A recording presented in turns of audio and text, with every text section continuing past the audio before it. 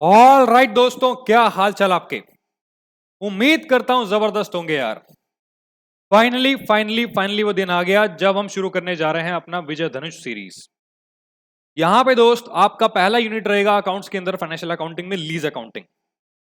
देखो ये lease accounting क्या है, इसको आपको कैसे इसकी अकाउंटिंग करनी है, इसके अंदर क्या पढ़ना है, वो मैं सारी बातें बताऊंगा। बट उससे पहले मैं आपको बताना चाहता हूं कि इस सीरीज के अंदर आपको पढ़ना कैसे है। ठीक है, तो एक बार बिना टाइम वेस्ट किए मेरे साथ आ जाओ कि इस सीरीज में आपको पढ़ना कैसे है यार। आपको यहां पे डियर तीन बातों का ध्यान रखना है। ठीक है, you have to remember 3 points which are to be noted.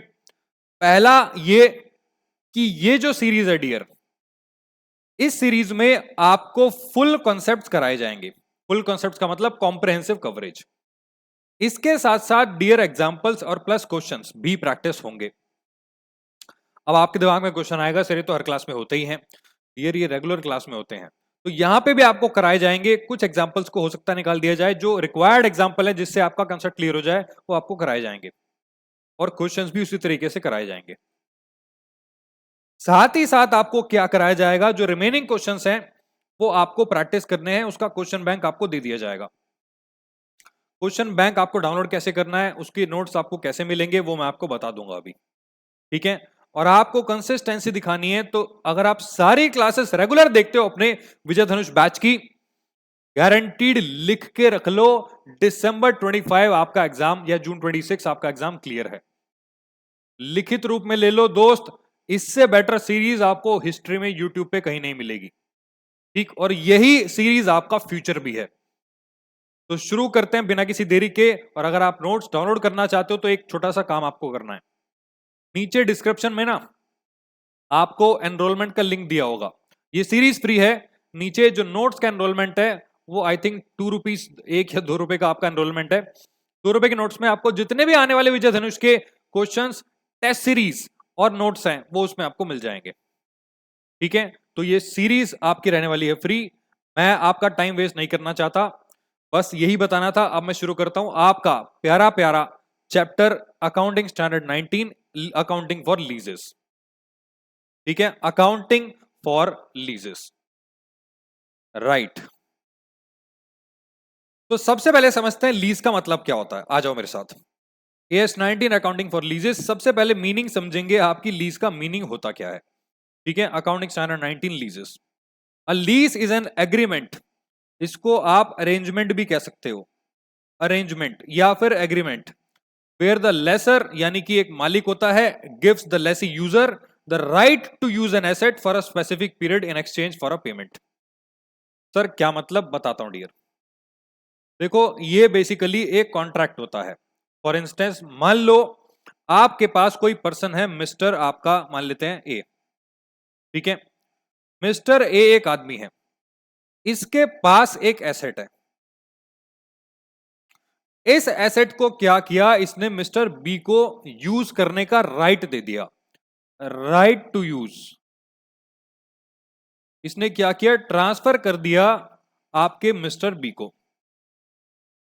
और मिस्टर बी क्या कर रहा है, बदले में इसको कुछ रेंटल चार्जेस दे रहा है। फॉर एग्जाम्पल ये एसेट इसने 5 साल के लिए दी, 5 इयर्स। इस 5 इयर्स के पीरियड को बोलेंगे लीज पीरियड। ठीक है, लीज का मीनिंग क्या होता है मैं आपको बताऊंगा। हिंदी में इसको पट्टा बोलते हैं, जैसे बोलते हैं ना पट्टे पे जमीन ले ली। तो यहां पे लीज का मतलब है किराए पे आपने एक एसेट एक दूसरे पर्सन को दे दी, उसको राइट दे दिया यूज करने का। अब वो उस एसेट को यूज करेगा, और जो भी आपका लीज पीरियड है उस पीरियड का लीज रेंट आपको देगा। इसको बोलते हैं लीज रेंट, वो मिस्टर ए को देगा। बस यहां पे इतने से कॉन्सेप्ट को बोलते हैं आपका लीज। ठीक है, जहां पे एक इंडिविजुअल एक एसेट को राइट दे देता है यूज करने का, ट्रांसफर कर देता है एक दूसरी पार्टी को। यहां पे जो फर्स्ट पार्टी है डियर, इस पार्टी को बोला जाता है लेसर। लेसर का मतलब होता है who gives the right to another person for using the asset, जो दूसरे इंसान को अधिकार दे देता है कि आप मेरी एसेट को यूज करो, उसके बदले आपको लीज रेंट मुझे बस पे करना है टाइम टू टाइम। ठीक है, और साथ ही साथ जो दूसरा आदमी होता है उसको बोलते हैं डियर आपका लेसी। सिंपल लैंग्वेज में जो लेसर होता है वो होता है आपका owner of the asset, asset का ओनर। और जो लेसी होता है डियर वो होता है आपका user of the asset, user of the asset. ठीक है, तो ये लीज का मतलब होता है एक ऐसा अरेंजमेंट या एक ऐसा एग्रीमेंट जहां पे एक एसेट दी जाती है दूसरे इंसान को, उसको राइट दे दिया जाता है यूज करने का, और उसके बदले वो आपको एक लीज रेंट पे करता है। दैट इज कॉल्ड आपका लीज। सर ये तो वही बात हो गई ना, जैसे हम बाहर रहते हैं, फ्लैट पे रेंट पे रहते हैं, वही वाला ना। आप अभी के लिए इसको वही समझ लो, लेकिन डियर इसमें थोड़े से डिफरेंट कॉन्सेप्ट्स हैं, वो मैं आगे जाके आपको बताऊंगा। लीज आपकी दो टाइप्स की होती हैं। ठीक है, तो आप आ जाओ मेरे साथ वापस डेफिनेशन पे। A lease is an arrangement or agreement where the lessor gives lessee the right to use an asset for a specific period in exchange for payment. Payment आप जानते हो लीज रेंट बोलते हैं। ठीक है, जैसे ये मोहतरमा और ये भाई साहब का कॉन्ट्रैक्ट हो रखा है, इन्होंने कोई एसेट, मोहतरमा ने कोई एसेट दी होगी और ये उसका लीज रेंट जो है वो आपको पे कर रहे हैं। ठीक है, अब आ जाओ आगे। दो टाइप्स की आपकी लीज होती हैं। पहला होता है आपका ऑपरेटिंग लीज, दूसरा होता है फाइनेंस लीज। अच्छा, जो आपके नोट्स हैं और जो आपकी पीपीटी है, इसको बताने से पहले ना मैं आपको आपके मॉड्यूल की करामात दिखाना चाहता हूं और AS 19 की करामात दिखाना चाहता हूं। सर AS 19 इसमें अकाउंटिंग स्टैंडर्ड अप्लाई होता है? यस। आपके अकाउंटिंग स्टैंडर्ड 19 में लिखा है कि लीज का मतलब क्या है और लीज कितने टाइप्स की होती है। पता है, एज पर AS 19, एज पर AS 19 जो आपकी लीज होती है ना, वो दो टाइप्स की होती है डियर। पहली होती है आपकी ऑपरेटिंग लीज, ऑपरेटिंग लीज। दूसरे टाइप की लीज होती है फाइनेंस लीज, फाइनेंस लीज। ठीक है, एक होती है ऑपरेटिंग लीज और दूसरी होती है आपकी फाइनेंस लीज। सर ये ऑपरेटिंग लीज और फाइनेंस लीज क्या होता है बताता हूं डियर। हाँ, आपके अकाउंटिंग स्टैंडर्ड में लिखा है मजेदार चीज। पता है क्या लिखा है? जैसे मान लो एक शर्ट है और एक आपका टी शर्ट है, ये दोनों क्या होते हैं? क्लोथ्स, अपर बॉडी के लिए, अपर बॉडी के लिए होते हैं ना। तो यहां पे अगर मैं आपको थोड़ा सा घटिया जोक सुना रहा हूं, ठीक है, थोड़ा सा घटिया, अगर मैं आपको बोलूं a shirt is a cloth which is not a T shirt cloth,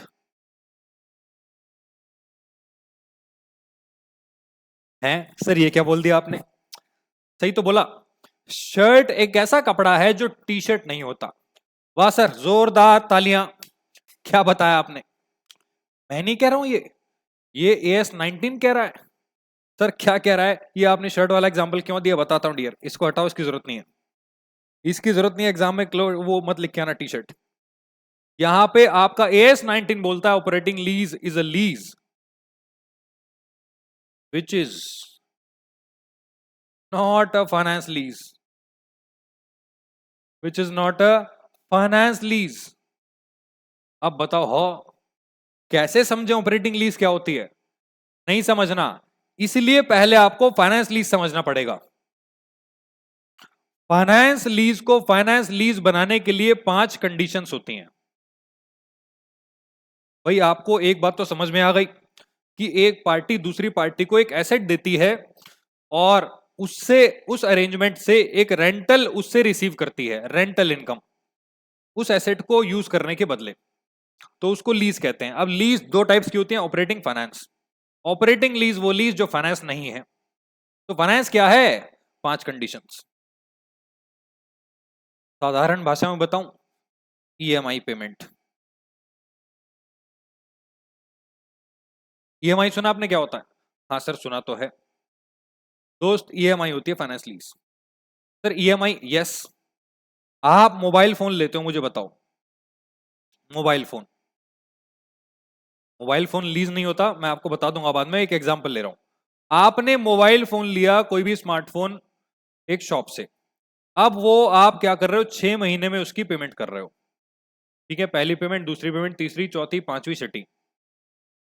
मुझे एक बात बताओ, आपको ये बात पता है कि मुझे 6 महीने में पूरा पैसा चुकाना है, ठीक है, उसमें इंटरेस्ट भी जुड़ा हुआ है इंस्टॉलमेंट्स के अंदर, और जैसे ही मैं पहले इंस्टॉलमेंट दूंगा, डाउन पेमेंट करूंगा, एसेट मेरी हो जाएगी। अरे भले ही मैं पूरी इंस्टॉलमेंट दूं ना दूं, बाद में मुझसे फोन छिन जाए, एसेट तो मेरी ही थी ना। यही फाइनेंस लीज होती है यार।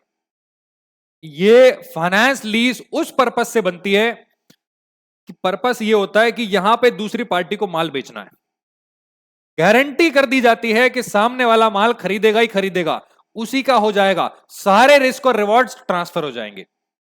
तो मेरे साथ एक काम करो यार, एक बार ना कंडीशंस लिखो, 5 कंडीशन बता रहा हूं, ठीक है, उसके बाद मैं आपको बहुत सारा एग्जांपल दूंगा आपके लीजेस के। तो यहां पे मेरे साथ एक काम करो, यहां पे लिखो फाइनेंस लीज, इसमें ना एक बार हेडिंग डाल दो यहां पे, क्योंकि जो 5 कंडीशंस हैं वो बहुत मस्त मस्त कंडीशंस हैं। अगर वो कंडीशन आपने सीख ली डियर, आपका पहला टॉपिक खत्म हो जाएगा। पता है पहला टॉपिक इस चैप्टर में कौन सा है? Classification of लीजेस।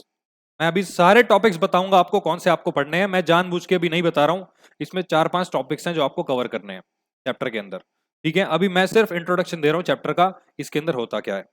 तो उसके बाद आपको पढ़ने को मिलेगा क्लासिफिकेशन ऑफ आपका लीजेस, और इस पे आपके प्रैक्टिकल क्वेश्चन भी आते हैं एग्जाम के अंदर, कैलकुलेशन करनी पड़ती है, ठीक है। तो यहां पे मैं क्लासिफिकेशन के पर्पज से आपको 5 कंडीशन बताने वाला हूं। तो यहां मेरे साथ हेडिंग डाल लो आपका फाइनेंस लीज। देखते हैं आपकी फाइनेंस लीज का मतलब क्या होता है डियर, ठीक है, फाइनेंस लीज का मतलब क्या होता है।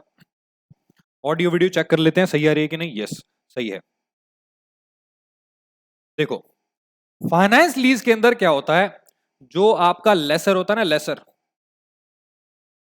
लेसर क्या करता है, जो भी एसेट ये लेसी को देता है, जो भी एसेट ये लेसी को देता है, इसमें जितने भी ऑल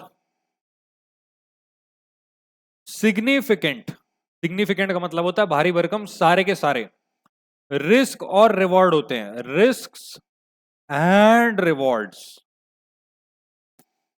ये क्या हो जाते हैं, ट्रांसफर हो जाते हैं लेसी को। जितने भी आपके रिस्क एंड रिवॉर्ड्स होते हैं ये ट्रांसफर हो जाते हैं आपकी दूसरी पार्टी को, विच इज आपका लेसी, ठीक है। इसके पास सारे रिस्क चले जाते हैं, भैया तू ही संभाल, तेरी एसेट है, राइट। सर ऐसा कैसे होता है, बताता हूं मैं आपको, बताता हूं। देखो कंडीशन 1, कंडीशन 1, पहली कंडीशन है lease term covers, lease term covers major part of life. Lease term ने क्या किया, मेजर पार्ट कवर कर लिया। जैसे एक छोटा सा उदाहरण लेते हैं, मान लो इसमें ये भी लिख दो मोर देन 50%। यहां पे क्या किया, मिस्टर ए ने मिस्टर बी को एक एसेट दी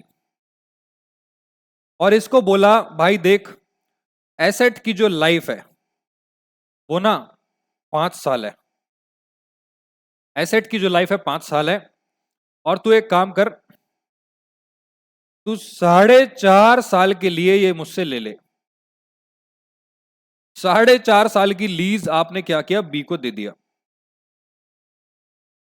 अरे एसेट की लाइफ ही 5 साल है, उसमें से आपने ए ने बी को एसेट दे दी 4.5 साल के लिए। तो यार यहां पे क्या हो रहा है, आपने तो पूरा टाइम जब एसेट बर्बाद हो जाएगी उस पीरियड तक आपने बी को एसेट दे दी। अब ए बेचारा 6 महीने तक एसेट को रख के क्या करेगा, वापस लेके।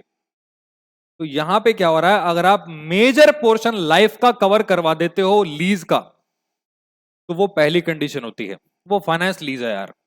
और आप इससे जो रेंट ले रहे हो ना 4.5 साल का, भैया इसमें कॉस्ट भी निकल आएगी, इसमें इंटरेस्ट भी निकल आएगा, तो यहाँ पे ये कोई ऑपरेटिंग लीज नहीं है। ऑपरेटिंग का मतलब होता है किराए पे देना। यहाँ किराए पे नहीं दे रहे हो आप उसको एसेट, उसको आप बेच रहे हो यार। 4.5 साल देने का मतलब क्या, 2 साल के लिए दो रेंट पे। आप इसको एक और उदाहरण से समझो। मान लो एक्स है, एक्स ने अपना फ्लैट, एक्स की एज 20 ईयर्स थी, ठीक है। एक्स ने अपना फ्लैट दिया अपने दोस्त वाई को 40 साल के लिए। 40 साल के लिए इसने क्या किया, किराए पे फ्लैट दे दिया। अरे भैया 40 साल बाद वो फ्लैट अपार्टमेंट ऑब्सोलीट हो जाएगा यार। वाई बोलेगा एक्स, और 40 साल में पता कितना रेंट ये वसूल लेगा इससे, जितनी ईएमआई ये 20 साल में भरता उससे ज्यादा ये रेंट वसूल लेगा। तो सिंपल सा लॉजिक है, अगर आप इतने ज्यादा पीरियड के लिए किसी को लीज पे एसेट दे रहे हो तो वो आप लीज पे नहीं दे रहे हो, वो आप उसको बेच रहे हो, ठीक है। मैं आपको बोलूं, आप ये मेरा कैलकुलेटर ले लो, 6 महीने के लिए, 6 महीने के लिए मात्र 50 रुपीज पर मंथ, 50 रुपीज। मैंने लिया ही 300 का था, और तुम्हें मैं 50 रुपए पर 50 रुपीज पर मंथ में दे रहा हूं मैं 6 महीने के लिए। 300 रुपए कवर हो गए मेरे, 310 रुपए में भी दे सकता हूं। अरे यार, जब इतना ज्यादा रेंट वसूल लिया जाए कि वो एसेट की कॉस्ट, इंटरेस्ट, प्रिंसिपल सब कवर कर जाए, तो वो रेंट किस बात का, वो तो सेल हो गई ना। तो दोस्त, फाइनेंस लीज सेल ही होती है, लेसर से लेसी को। तो पहली कंडीशन इसमें होती है कि अगर मेजर पार्ट कवर हो रहा है एसेट का, तो यहां पे वो फाइनेंस लीज हो जाएगी। अब मजे की बात यह है कि पांचों कंडीशन में से एक भी पूरी हो जाए तो वो फाइनेंस लीज हो जाती है। तो यहां पे लिखो मेरे साथ और, पहली कंडीशन थी, अब लिखो दूसरी कंडीशन। कंडीशन नंबर 2,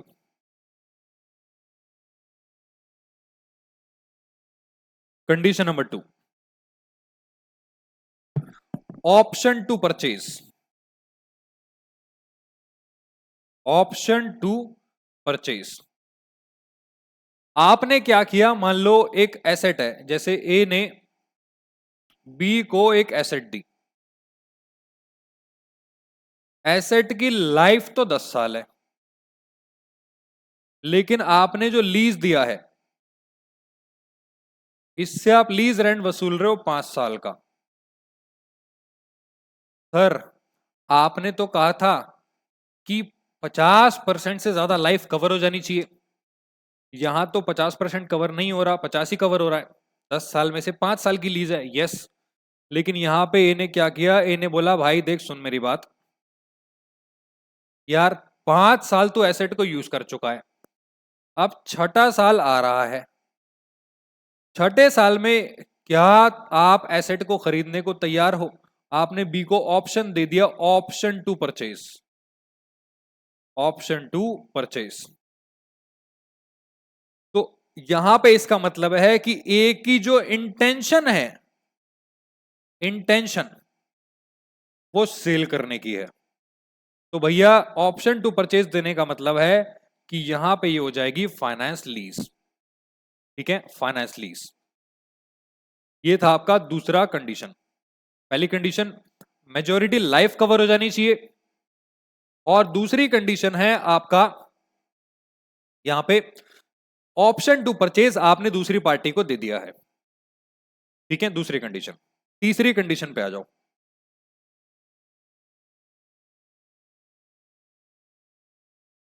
तीसरी condition, transfer of ownership, transfer of ownership at the end of lease contract, eight the end of lease contract. यहां पे सबसे बेस्ट एग्जांपल है, मान लो ए ने बी को एक एसेट दी और वो 5 साल उसकी लाइफ है, लीज भी 5 साल का ही है। यार एक बात बताओ, इसकी लाइफ 5 साल है, लीज की टर्म 5 साल है, 5 साल बाद एसेट में बचेगा क्या, कुछ भी नहीं। तो यहां पे 5 साल का टर्म जैसे ही एंड होगा, ऑटोमेटिकली ओनरशिप ट्रांसफर हो जाएगी। ऑटोमेटिकली जो ओनरशिप है वो ट्रांसफर हो जाएगी आपके बी को। पहली कंडीशन मेजर लाइफ कवर हो रही है, दूसरी कंडीशन इंटेंशन है सेल करने की, यानी कि आपने उसको ऑप्शन 2 परचेज दे दिया। तीसरी कंडीशन है लीज टर्म की एक्सपायरी के बाद ओनरशिप ट्रांसफर हो जाएगी। ठीक है, तो यहां पे भैया ये आपकी तीसरी कंडीशन है, ये फाइनेंस लीज कहलाएगी, फाइनेंस लीज। चौथी कंडीशन, कंडीशन नंबर 4 लिखो। कंडीशन नंबर 4 में है eight the end of the lease, eight the end of the lease. ये कंडीशन पढ़ने से पहले मैं आपको बता दूं, ये जो कॉन्सेप्ट है ये बाद में कवर होगा, टू बी कवर्ड लेटर। ये कॉन्सेप्ट बाद में डिटेल में कराऊंगा मैं। तो अभी आपको यहां पे कुछ नई टर्म्स सीखने को मिलेंगी, क्योंकि ये अकाउंटिंग स्टैंडर्ड से आपका चैप्टर बना है। तो यहां पे जो मैं आपको कंडीशन बताने वाला हूं, ऊपर वाली 3 कंडीशन सिंपल है, लॉजिकल है, ये भी लॉजिकल है, लेकिन इसमें कुछ ऐसी टर्म यूज होने वाली है जो आपका भेजा फ्राई कर सकती है, लेकिन उसको सोचना मत, मैं लॉजिक बता दूंगा क्या है। ठीक है, यस। तो यहां पे लिखो, यहां पे लिखो आपकी चौथी कंडीशन। चौथी कंडीशन है dear, present value of MLP, minimum lease payment, minimum lease payment is equal to fair value of the leased asset, is equal to fair value of the leased asset. इसका मतलब क्या है मैं आपको बता रहा हूं, मतलब क्या बता देता हूं। देखो, जैसे मान लो कोई पार्टी है एक्स, एग्जाम्पल, एक्स ने क्या किया, एक एसेट दी वाई को लीज पे, ऑन लीज। वाई क्या कर रहा है, वाई क्या कर रहा है, अच्छा ये जो एसेट थी ना लीज पे, ये 6 साल के लिए थी, लेकिन एसेट की लाइफ जो थी वो 10 साल थी। ठीक है, 10 साल थी। तो ये क्या कर रहा है, इसको लीज रेंट दे रहा है, लीज रेंट मान लो 1 लाख पर एनम। ठीक, पर एनम का मतलब होता है कि अगले 6 साल में 1 2 3 4 5, 1 लाख 1 लाख 1 लाख 1 लाख 1 लाख 1 लाख, यहां पे क्या होगा, रेंट जाएगा वाई से एक्स को। ठीक है, अब प्रॉब्लम ये है, प्रॉब्लम ये है, जो एक्स अपनी बुक में यहां पे सेल रिकॉर्ड करेगा, वो यहां पे 1 2 3 4 5 6, 6 लाख रुपए रिकॉर्ड नहीं कर सकता। वाई अपनी बुक में जो एसेट रिकॉर्ड करेगा, ये एसेट ले रहा है लीज पे, रेंटल पे, ये 6 लाख रुपए रिकॉर्ड नहीं कर सकता। सर क्यों, यही तो पेमेंट हो रही है। डियर, इस पेमेंट के अंदर इंटरेस्ट चार्जेस भी होते हैं, तो जो इंटरेस्ट चार्जेस होते हैं उसको एलिमिनेट किया जाता है, कैसे, इसकी प्रेजेंट वैल्यू निकाल के। क्योंकि आप क्या करते हो, लीज की पेमेंट हर साल के एंड में करते हो, हर साल के एंड में। आपने पहले दिन पे, पहले साल में तो कोई पेमेंट नहीं करी होगी, आपने लीज रेंट का एंड में जो है रेंट दिया होगा लीज का, एडवांस पे कर दो, that is a different thing, due तो एंड में ही होगा ना, अक्रूवल बेसिस पे। तो पॉइंट यहां पे ये है कि जितनी भी पेमेंट आप कर रहे हो, 1 साल 2 साल 3 साल 4 साल 5 साल 6 साल में, इनको बोलते हैं लीज रेंट। ठीक है, और यहां पे एक और पेमेंट की जाती है एंड में, वन मोर पेमेंट, उसको रेजिडुअल वैल्यू बोलते हैं, वो मैं बाद में बताऊंगा, क्योंकि अभी 4 साल इसकी लाइफ बची हुई है। मैंने आपको बताया था एसेट की लाइफ 10 साल है। 6 साल तक आपने उसको रेंट पे दिया, 6 साल तक आपने किराया वसूला। अब 6 साल बाद जब एसेट वापस आएगी, अगर एसेट वापस आई तो क्या गारंटी है एक्स ने उस एसेट की केयर की होगी? क्या गारंटी है एक्स ने उसको संभाल के रखा होगा? तो यहां पे वाई ने उसको संभाल के रखा होगा। तो यहां पे एक्स बोलेगा वाई को, भाई मेरी बात सुन, तू 6 साल तक एसेट को पूरा बर्बाद ना कर दे, मुझे बस ये बता दे, वो जो 4 साल उसकी लाइफ बचेगी ना, उसकी जितनी पेमेंट बनती है तू मुझे आज बता दे कितना पे करेगा। ठीक है, इस पेमेंट को बोलते हैं guaranteed residual value. Guaranteed residual value, जिसको आपने साधारण भाषा में स्क्रैप वैल्यू के नाम से सीखा होगा, स्क्रैप वैल्यू।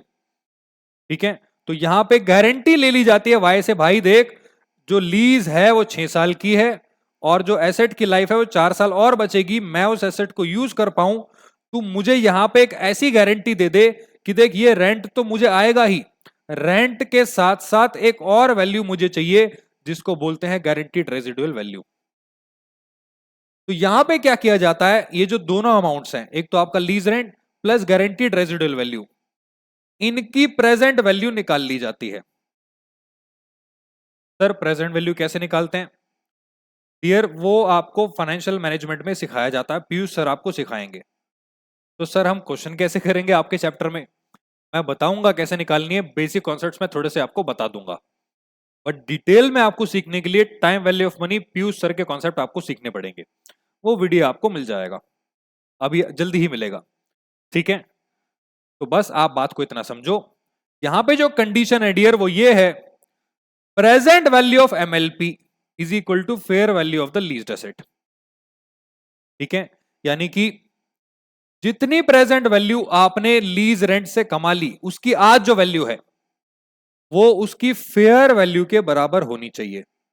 सर ये फेयर वैल्यू क्या होता है?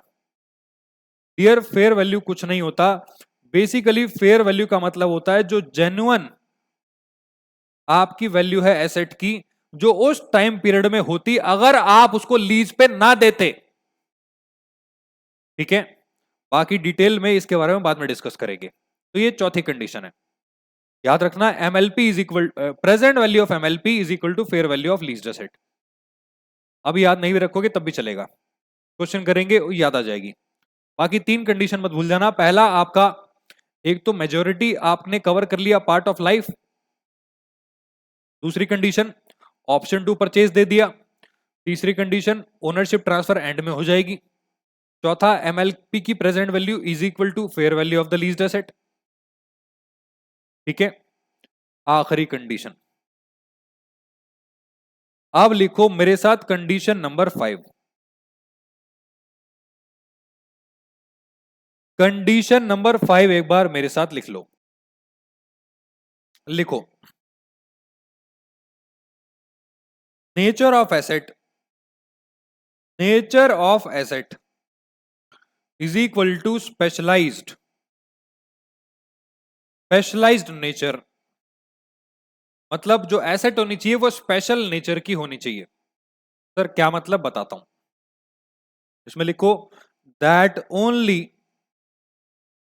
लेसी कैन यूज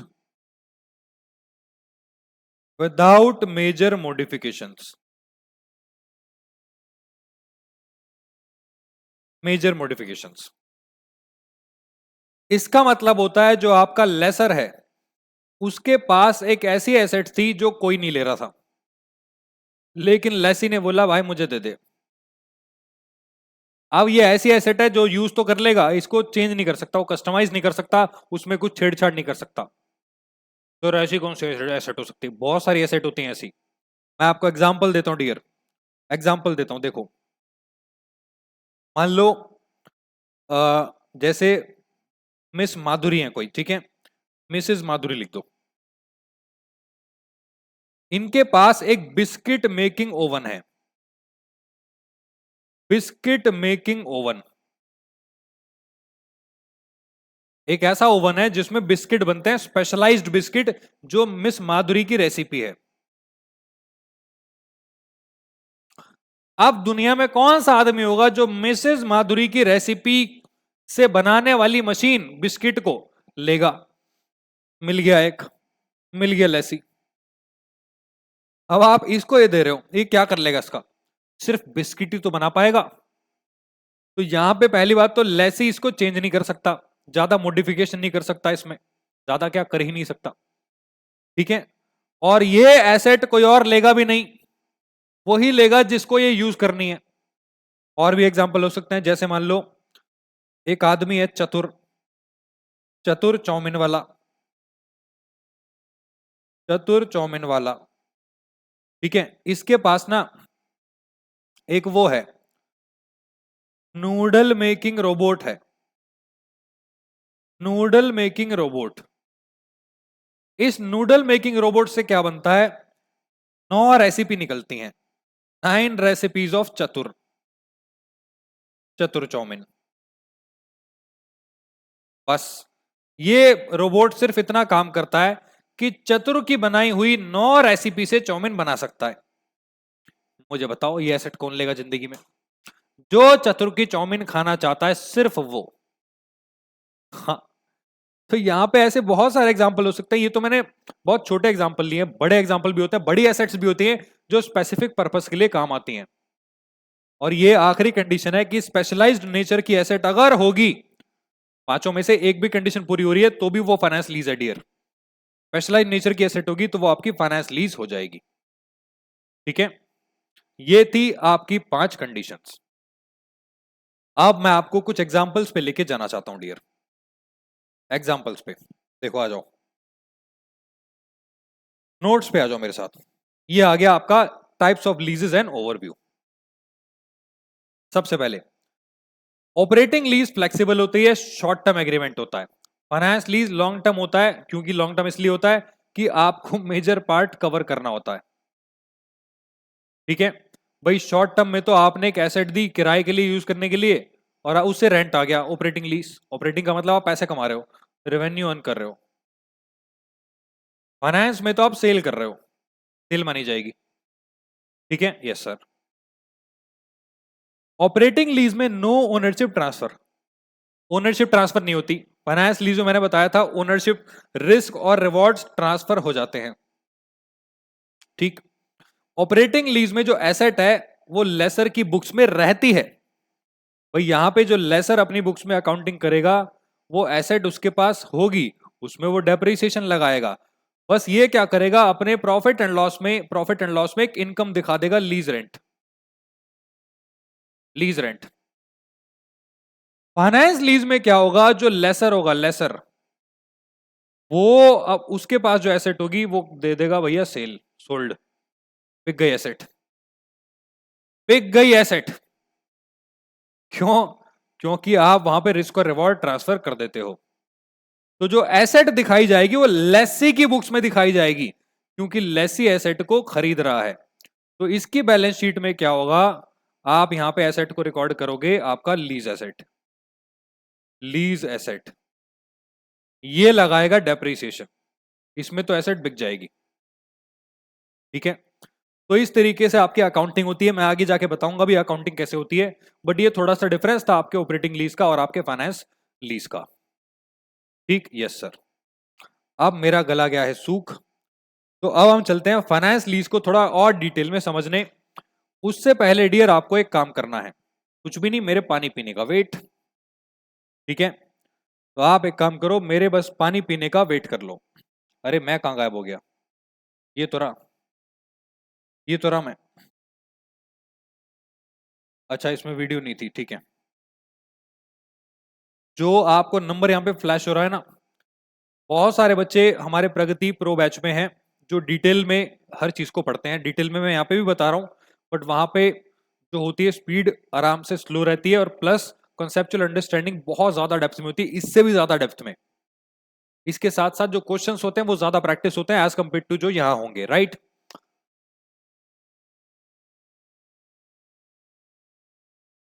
बच्चे लाइव भी देख रहे हैं, रिकॉर्डेड भी देख रहे हैं, तो मिक्स्ड ब्लेंड चलता है, प्रो वाले बच्चे ही लाइव में बैठ सकते हैं, ठीक है, प्रो के फीचर्स अलग होते हैं हमारे, ये बात आप जानते हो।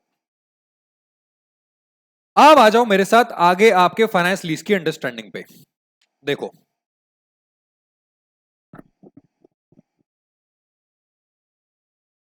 अब finance lease transfer substantially all the risk and rewards of ownership to the lessee, हम सीख चुके हैं। इसके key features, lease term covers most of asset, पहली कंडीशन पूरी हो गई। Present value of payment is equal to fair value of asset, दूसरी कंडीशन मैंने चौथी बताई थी, ठीक है। Bargain purchase option at the end, उसके बाद ऑप्शन का परचेज करने का ऑप्शन दिया जाता है लीज के एंड में। Asset appears on lessee's balance sheet, इसका मतलब है कि यहां पे जो है लेसर जो है वो एसेट को सेल कर रहा है, तो लेसी की बुक्स में आपके बैलेंस शीट में दिखाया जाएगा, ये बात मैं आपको बता चुका हूं। लेसी चार्जेस डेप्रिसिएशन, ये फीचर्स हैं, ये आपके कंडीशन नहीं है सारी, कंडीशन तो स्टार्टिंग की 3 थी, कंडीशन मैंने लिखवाई है आपको, ये फीचर्स हैं, ठीक है। लेसी डेप्रिसिएशन चार्ज करेगा, ये आपके फीचर्स थे। अब आ जाओ नीचे, operating lease. Dear operating lease में क्या होता है, आप अपने बाइक की चाबी दे देते हो, लो भैया मोटरसाइकिल यूज करो, रेंट दे दो बस।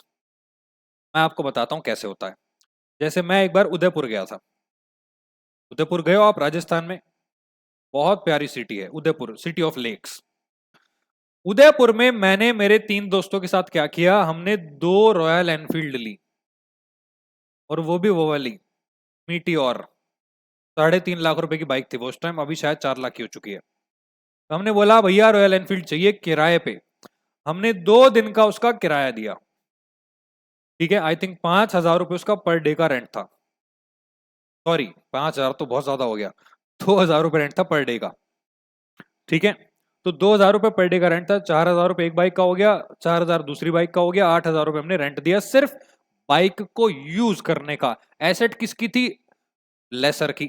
लेसी कौन थे, हमने सिर्फ चाबी पकड़ी, बाइक घुमा के आए वादियों में और मस्त मजे किए और उनको रेंट दे दिया, इसको बोलते हैं ऑपरेटिंग लीज। आई होप आपको कॉन्सेप्ट समझ में आया होगा। When operating lease includes all leases that are not finance lease, तो इसमें पांचों में से एक भी कंडीशन एप्लीकेबल नहीं होनी चाहिए, अदरवाइज वो क्या बन जाएगी, finance lease. They are typically for a shorter periods and do not transfer ownership risk. Features देख लेते हैं एक बार। ओनरशिप ट्रांसफर नहीं होती, शॉर्ट टर्म होती है। एसेट लेसर की बुक्स में रहती है, लेसी रिकॉर्ड करता है एक्सपेंस। जैसे हमने जो रेंट दिया, ये आपका लेसर है, ये आपका लेसी है। लेसर रिकॉर्ड करेगा अपने प्रॉफिट एंड लॉस में lease rent income, lessee record करेगा अपने P&L में लीज रेंट एक्सपेंस। तो ये आपका आखिरी फीचर है। बस इतना छोटा सा कॉन्सेप्ट है आपकी लीज अकाउंटिंग का। यहां तक मुझे लगता है आपने सारी चीजें समझ ली हैं। अब मैं आपको कुछ केस स्टडीज यहां पे देना चाहता हूं, फिर हम चलेंगे इसकी अकाउंटिंग पे, प्रैक्टिकल क्वेश्चन पे, ठीक है। आ जाओ, सबसे पहला केस स्टडी है आपका बिट्टू बिरयानी भट्टी। सर ये बिट्टू बिरयानी भट्टी क्या है, देखो बिट्टू बिरयानी भट्टी में यहां पे क्या हो रहा है, देखते हैं क्या लिखा है। इसको जूम इन कर दो, क्या भट्टी आपको दिख गई, ये देखो बिरयानी बन रही है इसमें। चलो छोड़ो यार, फोटो बाद में देखना, पहले तुम क्वेश्चन पढ़ो। बिट्टू लीजेस एन इंडस्ट्रियल, ये सही दिखाई दे रहा है क्या, हाँ सही दिखाई दे रहा है, yes. Bittu लीजेस an industrial tandoor for its full useful life, 6 साल। बिट्टू ने डियर 6 साल की उसकी लाइफ है, और पूरे 6 साल के लिए लीज पे, रेंट पे आपने एक एसेट को दे दिया। अरे ये तो सारा ही पार्ट कवर कर गया। मैंने आपको कहा था 50% से ज्यादा अगर कवर हो जाएगा तो वो फाइनेंस लीज हो जाएगी। वो तो कह रहे हैं 6 के 6 साल तक आप एसेट को रखो, फाइनेंस लीज है। ही also has an option to buy it for a bargain price of 500 at the end। और वो कह रहा है भैया जो 6 साल का एंड होगा 500 रुपए में आप इसको बाय कर सकते हो। अरे यार सारा पैसा तो आपने 6 साल में वसूल ही लिया होगा ना, तो यहां पे ये कैसी लीज हो जाएगी, finance lease. Bittu gains full control and all risk and rewards of ownership are transferred. यहां पे बिट्टू के पास फुल कंट्रोल है और वो सारे रिस्क और रिवॉर्ड्स ट्रांसफर कर रहा है अपनी ओनरशिप के, ठीक है, यस। दूसरा एग्जांपल, दूसरा एग्जाम्पल है आपका चिंटूज कुरियर छोटा हाथी। चिंटू ने एक सर्विस शुरू करी छोटा हाथी, ये छोटा हाथी तो नहीं है बट टाटा की कोई गाड़ी है, ठीक है। तो चिंटू कुरियर ने क्या किया, एक कुरियर सर्विस शुरू करी। इसमें इसने क्या किया है बताता हूं, देखो क्या लिखा हुआ है, देखो पढ़ो उसको। चिंटू लीजेस अ टाटा एस छोटा हाथी for just 1 year and returns it after use. Chintu क्या करता है, 1 साल के लिए एक टाटा एस लेता है, टाटा एस छोटा हाथी जो होता है गाड़ी, 1 साल के लिए, और भी बाद में उसको रिटर्न कर देता है यूज करने के बाद। ईयरली बेसिस पे अगर आप कोई एसेट लोगे और फिर रिटर्न कर दोगे तो वो आपकी ऑपरेटिंग लीज कहलाएगी। This is a short term arrangement with no ownership transfer. Ownership हमेशा सामने वाली पार्टी के पास रहता है, लेकिन यहां पे आप उसको बस यूज कर रहे हो, शॉर्ट टर्म इन्वेस्टमेंट है, तो आपका ये हो जाएगा ऑपरेटिंग लीज। उसके अलावा एक और, पिंकीज पार्लर, क्या है parlour, Pinky's parlour pedicure chair. Pinky के पार्लर में एक पेडिक्योर वाली चेयर होती है। पेडिक्योर जानते हो क्या होता है? नहीं जानते? लड़कियों से पूछना क्या होता है, ठीक है, मैं नहीं बताऊंगा। हाँ, मैनिक्योर पता क्या होता है? मैनिक्योर नहीं पता? If you are a girl you know, you know if you know, ठीक है। लड़कों को बेचारों को नॉलेज नहीं है तो बता देना उनको, सर्च कर लेना यार गूगल पे, मुझे खुद नहीं पता क्या होता है। अरे मजाक कर रहा हूँ। मैनिक्योर का मतलब होता है हाथों की सफाई, सफाई in the sense cleaning, nails, सब कुछ होता है उसके अंदर यार। हाँ, मैं क्या बता रहा हूँ। और फिर पेडिक्योर में जो पैरों का होता है वो होता है, ठीक। यस। इसके अलावा मुझसे कुछ मत पूछना। हाँ, फाइनेंस लीज एग्जांपल। पिंकी क्या कर रही है, लीज करती है अपनी मसाज चेयर। उसके पास एक चेयर है, दिख रही है आपको, 5 साल के लिए, 5 साल इसकी टोटल लाइफ है, फिर से मेजर पार्ट कवर हो गया, फाइनेंस लीज है। और बाद में ऑप्शन दे रही है 100 रुपए में बेचने का। अरे यार, हजारों रुपए की, 20,000 रुपए की मशीन 5 साल में आपने किराया वसूल लिया, 100 रुपए क्या होते हैं, कुछ भी नहीं, फाइनेंस लीज है। केस स्टडी 4 आपका बबलू ब्रॉडकास्ट एलईडी स्क्रीन। ये देखो मजेदार है। यहां पे क्या हो रहा है, Bablu rents a large LED screen only for 3 days for a wedding event. Bablu ने रेंट पे 3 दिन के लिए, 3 दिन के लिए एक स्क्रीन ली, चाहे दी ली उससे कोई फर्क नहीं पड़ता, 3 दिन के लिए दी थी ना, ऑपरेटिंग लीज है, क्योंकि ओनरशिप का कोई इंटेंशन नहीं था, सिर्फ रेंट आपको देना है उसका, राइट। आखिरी एग्जांपल डियर, कपूज जिम घर जैसा एसी। ये भी एक फाइनेंस लीज का एग्जांपल है। यहां पे गप्पू क्या कर रहा है, यहां पे गप्पू क्या कर रहा है डियर, 5 स्प्लिट एसी को 7 साल तक, जो उनकी पूरी लाइफ है, 1 रुपए पर एसी के हिसाब से लीज पे दे रहा है। अरे यार, 7 साल बाद एसी वैसे ही खत्म हो जाएगा, तो आपने पूरा रेंट तो उसके कॉस्ट में वसूल लिया। ये एक फाइनेंस लीज है, ठीक है। Full control, long term commitment, nominal price पे बाय कर रहे हो और सारे रिस्क और ओनरशिप आपने ट्रांसफर कर दिए। ये थे आपके ऑपरेटिंग एंड फाइनेंस लीज। अब यहां से शुरू होते हैं आपके क्वेश्चंस और आपके कॉन्सेप्ट्स प्रैक्टिकल वाले। तो पहला क्वेश्चन कराने से पहले मैं आपको कुछ बताना चाहता हूं, ठीक है। क्या बताता हूं, अभी बताता हूं। तो बताना मुझे ये है डियर, हेलो हेलो, आवाज आ रही है आपको? हाँ आ रही है। बताना मुझे ये है कि जितने भी एग्जाम्पल मैंने आपको करा दिए, राइट, और जो क्वेश्चन सिमिलर होंगे वो आपको अपने आप सेल्फ प्रैक्टिस करने हैं। फॉर एग्जाम्पल, जैसे जो पहला क्वेश्चन आपको दिया है, ये रेगुलर क्वेश्चन है आपकी सीरीज का, जो एग्जाम में आपके आ सकता है, ठीक है। वो जो मैंने एग्जाम्पल लिए थे वो माइनर एग्जाम्पल थे, लेकिन लैंग्वेज कैसे आएगी क्वेश्चन की वो मैं आपको क्वेश्चन नंबर 1 से दिखाना चाहता हूं, और आपको उसको लिखना कैसे वो भी आपको सोल्यूशन यहां पे दिया हुआ है, राइट। आपका टाइम वेस्ट नहीं कर सकता मैं, ये हाथ से लिखता हूं मैं क्लास में, जो भी सोल्यूशन यहां पे दिया है इसको हम हैंड रिटन नोट्स के थ्रू करते हैं अपनी लैंग्वेज में, ठीक है। बट उससे कोई फर्क नहीं पड़ता, आपको कॉन्सेप्ट समझ में आ गया है तो वो सोल्यूशन भी आप कर लेंगे, ठीक है। तो क्वेश्चन नंबर 1, 2 और 3 एक बार कर लेते हैं, राइट।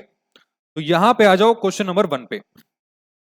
पहला टॉपिक मैं आपको करा चुका हूं, पता है क्या, क्लासिफिकेशन ऑफ लीज, ठीक है, वही आपका पहला टॉपिक था। तो यहां पे क्वेश्चन नंबर 1 पढ़ते हैं, एक बार आ जाओ। Why Limited wishes to obtain a machine tool costing 20 lakhs by way of lease? Why Limited 20 lakh की एक मशीन लेना चाहती है लीज के थ्रू। ठीक है, वो थोड़ा सा वो कर देते हैं कम। हाँ, the effective life of the machine tool is 12 years. Machine tool की इफेक्टिव लाइफ जो है वो 12 साल है, but the company requires it only for the first 5 years. Company कह रही है भैया हमें ये 5 साल के लिए चाहिए, 12 साल की मशीन है, हमें ये 5 साल के लिए चाहिए 12 में से total.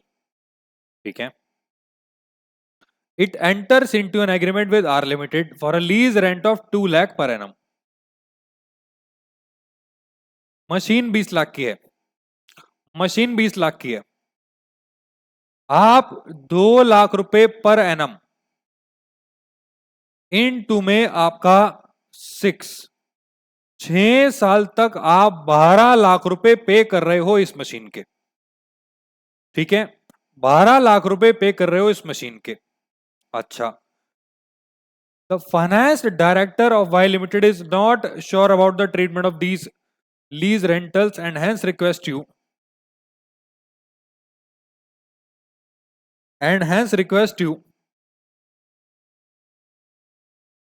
your assistance in proper disclosure of the same। यहां पे वो बोल रहा है, जो फाइनेंस डायरेक्टर है वो कंफ्यूज्ड है कि ये ऑपरेटिंग लीज है कि फाइनेंसिंग। अब देखो, यहां पे प्रेजेंट वैल्यू निकालने के लिए आपको डिस्काउंट के फैक्टर्स दे रखे हैं। यूजुअली इनका यूज आपकी प्रेजेंट वैल्यू निकालने में होता है। जैसे 2-2 लाख रुपए जब आप यहां पे करोगे तो इनको मल्टीप्लाई किया जाएगा प्रेजेंट वैल्यू फैक्टर से, बट वो अभी आपको नहीं करना, क्योंकि यहां पे आप एक बात को समझो, आपकी एसेट की कॉस्ट कितनी है डियर। सर एसेट की जो कॉस्ट है वो 20 लाख रुपए है, और यहां पे जो लेसर है वो कमाई कितनी कर रहा है, कमाई। सर 6 साल तक वो 2-2 लाख रुपए लेगा, 6 साल तक वो 2-2 लाख रुपए का रेंट ले रहा है, तो 12 लाख रुपए उसकी इनकम हो रही है, जबकि एसेट की कॉस्ट 20 लाख रुपीज है। डियर, यहां पे इसने पूरा पैसा नहीं कमाया, प्लस यहां पे एक फैक्टर और है कि एसेट की जो लीज टर्म, एसेट की जो टर्म है वो 12 साल है, 12 इयर्स, और कंपनी इसको सिर्फ 5 साल के लिए ले रही है, तो 50% लाइफ कवर नहीं हो रही, और यहां पे एसेट की कॉस्ट भी कवर नहीं हो रही।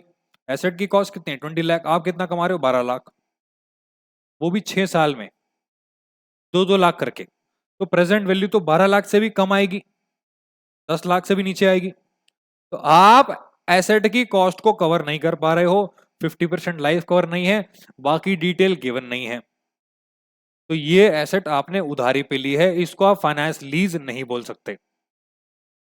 ठीक है, हाँ, अगर ये जो 2-2 लाख रुपए है डियर, ये 2-2 लाख की जगह कम से कम 4 लाख रुपए होता, तो पता है लेसर की इनकम कितनी होती, 24 लाख, एसेट की कॉस्ट कितनी थी, 20 लाख, फिर हम प्रेजेंट वैल्यू निकालते। तो प्रेजेंट वैल्यू आप तब निकालना जब एसेट की कॉस्ट के बराबर या उसको सरपास आपकी जो ग्रॉस इन्वेस्टमेंट है, आपके लेसर की इन्वेस्टमेंट, मतलब जो वो कमाए वो पार कर जाए। ठीक है, सिंपल लैंग्वेज में इस क्वेश्चन में आपको 20 लाख रुपए की कॉस्ट दी है और आप 2 लाख पर एनम 6 साल तक कमा रहे हो 12 लाख रुपए। अगर ये 20 लाख या उससे ज्यादा होता तो मैं प्रेजेंट वैल्यू का यूज करके कंडीशन चेक करता, चौथी कंडीशन। सर कौन सी condition, present value of minimum lease payment is equal to fair value of asset. अब वो कंडीशन चेक करने की जरूरत ही नहीं है, भैया एसेट की कॉस्ट 20 लाख है, आप 12 लाख तो टोटल कमा रहे हो, प्रेजेंट वैल्यू तो और भी कम आएगी, तो यहां पे वो कंडीशन फेल हो गई। ठीक है, यस, तो यहां पे डियर इम्प्लीसिट रेट आप कितना भी ले लो, कुछ भी ले लो, इसमें आपको कुछ नहीं निकालना, ये ऑपरेटिंग लीज है। तो देखो इसमें क्या दिया हुआ है, in the given case lease period is not covering major part, 50% cover नहीं हो रहा 5 साल। In addition value of renters is not equal to value of asset, rent asset की वैल्यू के इक्वल नहीं है, तो आपने यहाँ पे आपने, अच्छा ये आखिरी वाली लाइन ना पढ़ना मत, ये बाद में पढ़ना जब मैं आपको चैप्टर पूरा पढ़ा दूंगा या 50% पढ़ा दूंगा, जब मैं आपको ग्रॉस वैल्यू की मीनिंग बता दूंगा।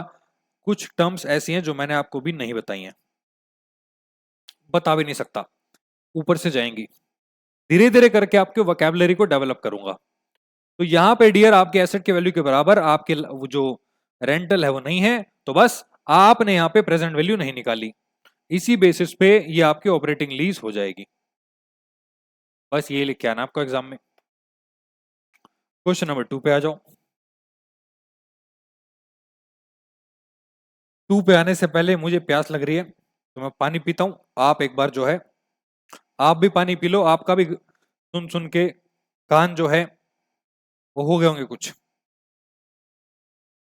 ठीक है,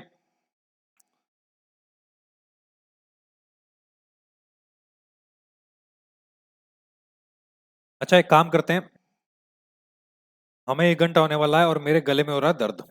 मैंने आपको बताया था मेरा गला खराब है 3-4 दिन से, तब भी मैं यहाँ पे रिकॉर्डिंग कर रहा हूँ। तो मैं ना 1-2 मिनट का ब्रेक लेता हूँ, 1-2 मिनट का, इसी वीडियो के अंदर चलते रहना।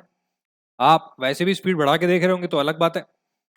1-2 मिनट का ब्रेक ले रहा हूँ और फिर वापस आता हूँ मैं आपके साथ। तब तक आप एक काम करो, हमारे बैचेस की टाइमिंग देख लो और चैप्टर्स देख लो कौन कौन से कवर होने वाले हैं। ठीक है, वो मैं स्क्रीन पे फ्लैश कर देता हूँ।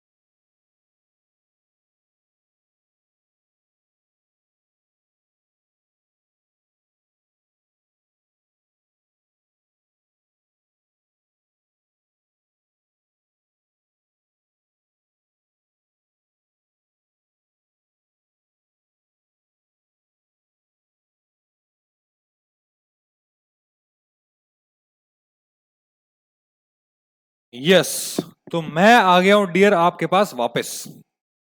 ठीक है, अब आ जाओ मेरे साथ क्वेश्चन नंबर 2 पे। देखो क्वेश्चन नंबर 2 में देखते हैं आपको क्या दिया है। ABC limited has taken an item of equipment on lease. ABC ने एक आइटम लिया लीज पे, equipment. The lease agreement is for a period of 10 years which is approximately equal to the useful life of the equipment. बताओ, 10 साल की life है और 10 साल का लीज है, तो ये तो फाइनेंस लीज हो गया, बात ही खत्म हो गई, पहली कंडीशन पूरी हो चुकी है। लाइफ के बराबर आपने वो ले लिया लीज, पूरा कवर हो गया। The lessee enjoys the option to buy the asset, option भी दे दिया बाय करने का 10 साल के बाद 25,000 का। Whereas the estimated residual value is 20,000। उससे कोई फर्क नहीं पड़ता डियर, आपने ऑप्शन दे दिया बाय करने का, रेजिडुअल वैल्यू उसकी कितनी ही हो। Should this lease be classified as finance lease? Yes, इसमें क्लियरली मेंशन्ड है कि 10 साल का पीरियड है जो कि equal to useful life of asset है, तो बात वहीं खत्म होगी ना, मेजर पार्ट कवर हो गया, ये आपकी फाइनेंस लीज हो गया। ठीक है, ये था आपका क्वेश्चन नंबर 2। कितना आसान था। एक ही पॉइंट से सारा क्वेश्चन हो गया। जब पूरा मेजर पार्ट कवर हो गया एसेट का, बात खत्म। उसकी दूसरी कंडीशन चेक ही नहीं करनी, क्योंकि पांचों में से एक पूरी होनी जरूरी है। ठीक है, यस सर। थर्ड क्वेश्चन मजेदार। Classify the following into either operating or financial lease, briefly give reasoning. ठीक है, योर रीजनिंग। पहला, lessee has the option to purchase the asset at lower than fair value at the end of the lease term। भैया लेसी के पास option है कि वो जो उसकी फेयर वैल्यू है उससे भी कम प्राइस पे एसेट को खरीद ले, and it is certain that the Lesi will exercise the option. और पक्का लेसी उस ऑप्शन को एक्सरसाइज करेगा, 100, 500, 1000 रुपए में एसेट को खरीदने की कोशिश करेगा। ये फाइनेंस लीज है डियर। जब आपने ऑप्शन टू बाय दे दिया तो फाइनेंस लीज हो जाता है। ठीक है, तो आप पहला आंसर पढ़ भी सकते हो, अपने आप पढ़ लेना, मैंने आपको बता दिया है। दूसरा है economic life of asset is 7 years, lease term है 6 साल, फाइनेंस लीज, बात खत्म। 50% से ऊपर है। मैं आगे पढ़ता ही नहीं क्वेश्चन, क्यों पढ़ूं? मैंने आपको कहा था 50% से ज्यादा एसेट की लाइफ कवर हो जाए, फाइनेंस लीज है। But asset is not acquired eight the end of lease term, फर्क नहीं पड़ता वो एसेट एंड में ले गया नहीं ले गया। मैंने आपको बताया था अगर 50% से ज्यादा पोर्शन कवर है, फाइनेंस लीज है, दैट्स इट। इकोनॉमिक लाइफ 6 साल, लीज टर्म 2 साल, but asset is of special nature. अरे लीज टर्म इस बार 2 साल की है, टर्म 6 साल की है, स्पेशल नेचर की है, and has been procured only for use of the lessee. सिर्फ लेसी यूज कर सकता है, ये भी एक कंडीशन थी। यस, फाइनेंस लीज है, फाइनेंस लीज। अरे यार देखो ना, ऊपर जाके कंडीशन 5 और लिखवाई थी मैंने आपको, कंडीशन बहुत प्यार से लिखवाई थी यार, आप भूल गए हो, आप भूल गए हो, आप भूल गए हो डियर, आप भूल गए हो। देखो, ये देखो, पांचों कंडीशंस मैंने आपको लिखवाई थी। ये रही condition number 5, nature of asset specialized nature, only lessee can use without major modification. उसके बाद fair present value of MLP is equal to fair value. तीसरी condition transfer of ownership at the end. दूसरी option to purchase. पहली आपकी major life cover.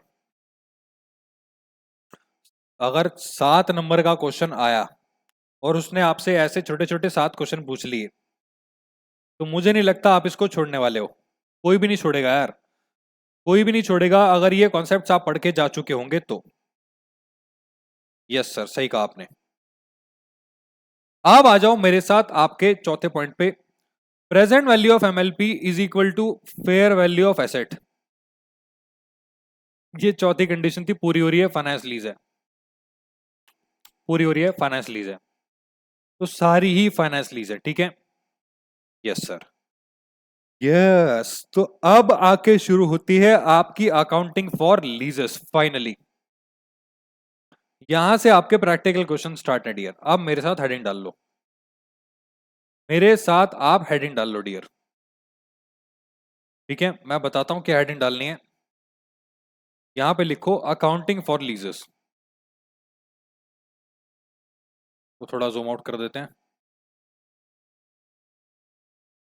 देखो, concept 1 था meaning and classification of लीजेस।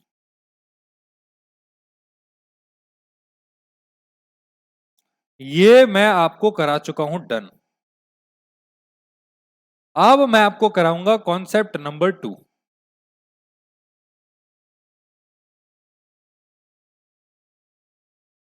Accounting for लीजेस। और पहले मैं आपको इसमें कराऊंगा ऑपरेटिंग लीज, जो कि सबसे सिंपल है। पहले मैं आपको ऑपरेटिंग लीज की अकाउंटिंग कराऊंगा। ठीक है, ऑपरेटिंग लीज। तो शुरू करते हैं ऑपरेटिंग लीज की अकाउंटिंग। देखो, यहां पे हम बनाएंगे आपका बुक्स ऑफ लेसर,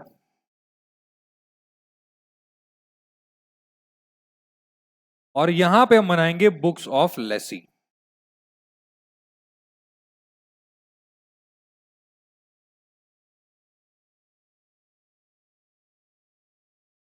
मैं बीच में एक लाइन खींच रहा हूं ताकि दोनों की बुक्स में एक साथ एंट्रीज आपको दिखा पाऊं।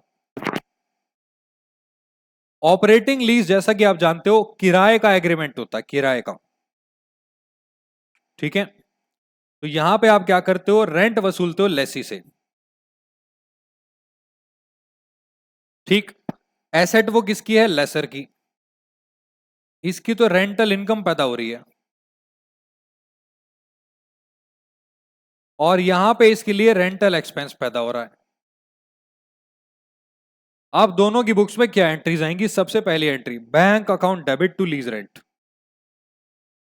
Simple entry, bank account debit to lease rent account, लो जी इनकम पैदा हो गई। सर ये क्या एंट्री पास करेगा, ये पेमेंट करेगा, lease rent account debit to bank.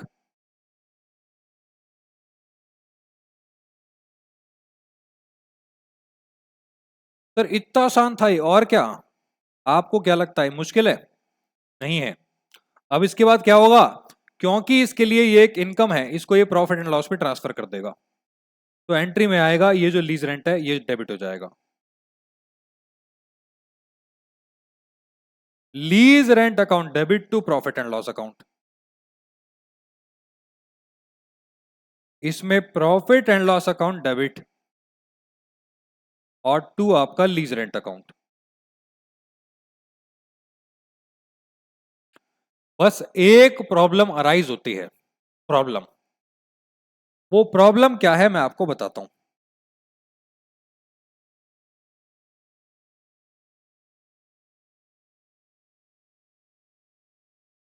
Problem ये है डियर कि मान लो, सपोज करते हैं, सपोज एक्स ने वाई को एक एसेट दी लीज पे, ठीक है। अब इनका जो एग्रीमेंट है वो कुछ इस टाइप का है, जैसे एक्स हो गया लेसर, ये हो गया लेसी, ठीक है। इनका जो एग्रीमेंट है वो ऐसा है कि आपकी 5 साल की लीज है, 1 2 3 4 5, पहला साल, दूसरा साल, तीसरा साल, चौथा साल, पांचवा साल,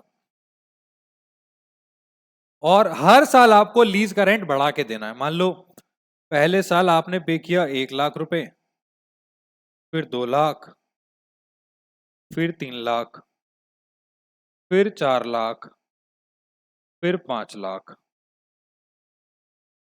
ठीक है, यस सर। अब यहां पे क्या हो रहा है डियर, जिस लीज रेंट को आप पे और रिसीव कर रहे हो, ये लीज रेंट है, ये सारा लीज रेंट है, ये सारा क्या है, लीज रेंट। लेसर के लिए इनकम है, लेसी के लिए एक्सपेंस, ठीक है। तो ये पहली एंट्री आपने पास कर दी होगी, bank account debit to lease rent 1 lakh 1 lakh, lease rent account debit to bank 1 lakh 1 lakh. लेकिन जब आपने प्रॉफिट एंड लॉस में अमाउंट डाला होगा तो वो 1 लाख नहीं जाएगा, वो पता है कितना जाएगा, बताता हूं कितना जाएगा, 5 4 9 3 12 2 14 और 1 15 डिवाइड बाय 5, 3 लाख रुपए।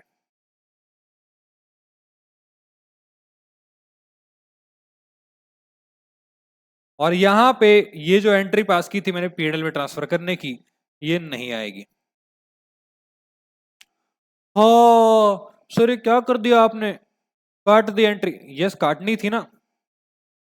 अकाउंटिंग स्टैंडर्ड 19 कहता है कि आपने जो लीज रेंट कमाया भैया, उसको आपको स्ट्रेट लाइन बेसिस पे, उसको आपको स्ट्रेट लाइन बेसिस पे क्या करना होगा, पीएनएल में डालना होगा। इसका क्या मतलब होता है, एक काम करता हूं मैं, ये जूम आउट करता हूं, आप ना इसका स्क्रीनशॉट लेना, लो आप इसका स्क्रीनशॉट लो, फुल स्क्रीन कर रहा हूं मैं, ठीक है। इसका एक बार स्क्रीनशॉट लो।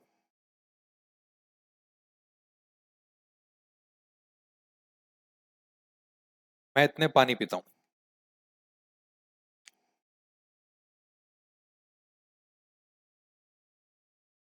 एएस 19 कहता है भैया, आप ऐसे ही जो रेंट आपने पे किया और रिसीव किया आप पीएनएल में नहीं डाल सकते, आपको क्या करना होगा, सिस्टमैटिक बेसिस पे एलोकेशन करना होगा, और वो होता है स्ट्रेट लाइन मेथड, ठीक है। तो एक छोटे से एग्जांपल से समझते हैं, यही आपका एग्जांपल है।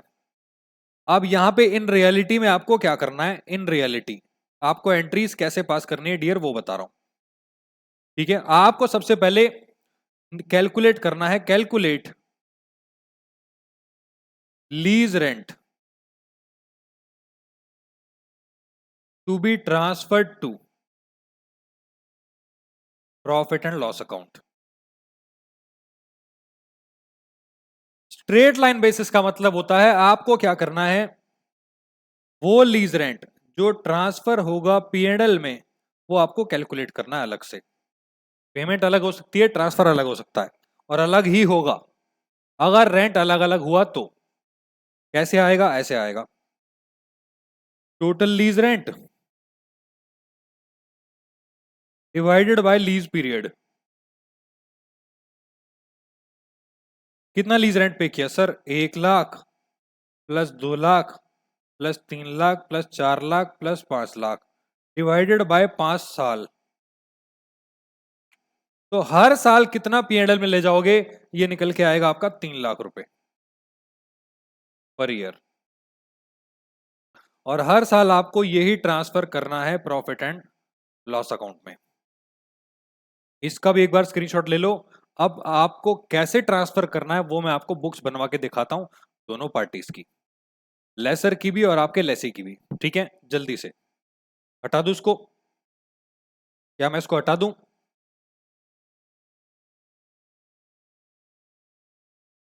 अब देखो, अब मैं बना रहा हूं बुक्स ऑफ लेसर और यहां पे बुक्स ऑफ लेसी।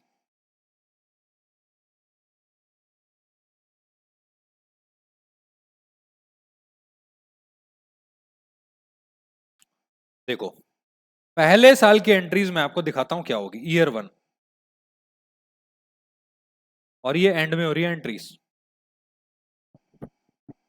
या कभी भी हो रही हो, पीएनएल में एंड में ही ट्रांसफर होगा। Bank account debit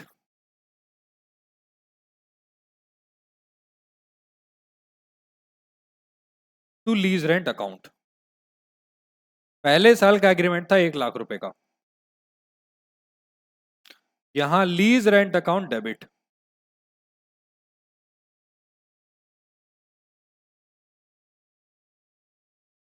to bank account.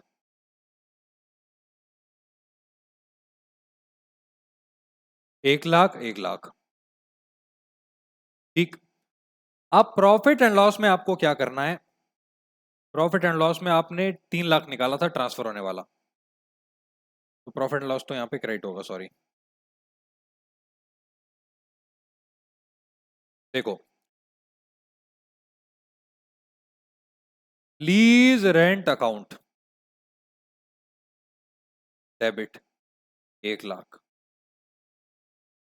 वो जो 2 लाख रुपए है वो अभी रिसीव नहीं हुआ, कब रिसीव होगा, अगले साल। तो यहां पे लिखो मेरे साथ, आपका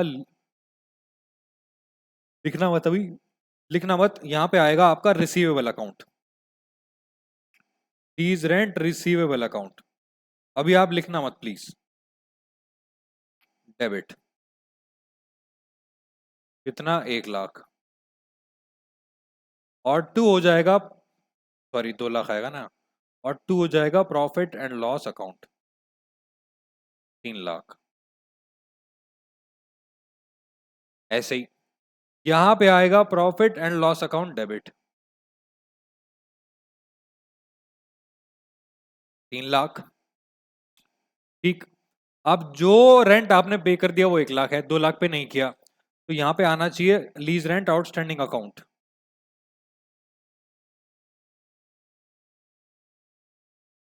डेबिट। ये क्या कर दिया मैंने, ओ पाप हो गया, पाप, बहुत बड़ा पाप हो गया। आउटस्टैंडिंग एक लायबिलिटी होता है। टू बैंक अकाउंट, आपने पेमेंट कितना कर दिया सर, 1 लाख, और आउटस्टैंडिंग कितना है, to lease rent outstanding account. अब आएगा यहाँ पे 2 लाख रुपए। जब गला खराब होता है ना और दिमाग में चीजें पहुंच जाती हैं तो ऐसे ही होता है। ठीक, इसके लिए एक्सट्रीमली सॉरी। तो यहां पे लीज रेंट आउटस्टैंडिंग आएगा आपका 2 लाख रुपए। लेकिन डियर, रियलिटी में ऐसा नहीं होता। सर तो कैसा होता है रियलिटी में, बताता हूं डियर। यहां पे इस अकाउंट का यूज नहीं किया जाता, यहां पे यूज किया जाता है लीज रेंट या lease equalisation account.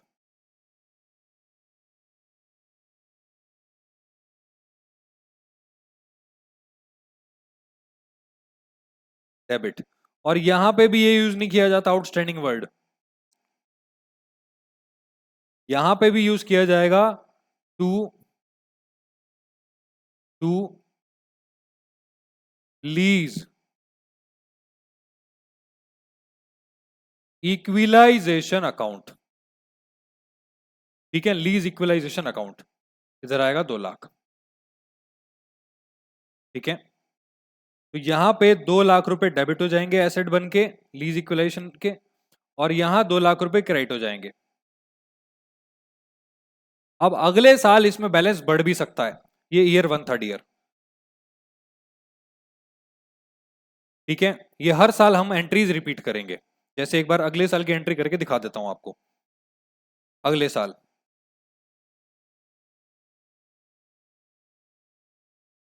Year 2, bank account debit to lease rent account. इस बार 2 लाख रिसीव हुए और 2 लाख। ठीक है, और यहां पे lease rent account debit to bank account, to bank account 2 lakh 2 lakh. अब पीएनएल में तो आपको एक ही अमाउंट डालना है हर साल, तो lease rent account debit 2 lakh और लीज इक्विलाइजेशन अकाउंट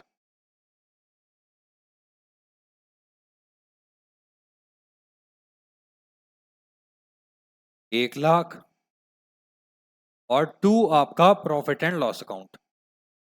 ये हो गया आपका 3 लाख रुपए।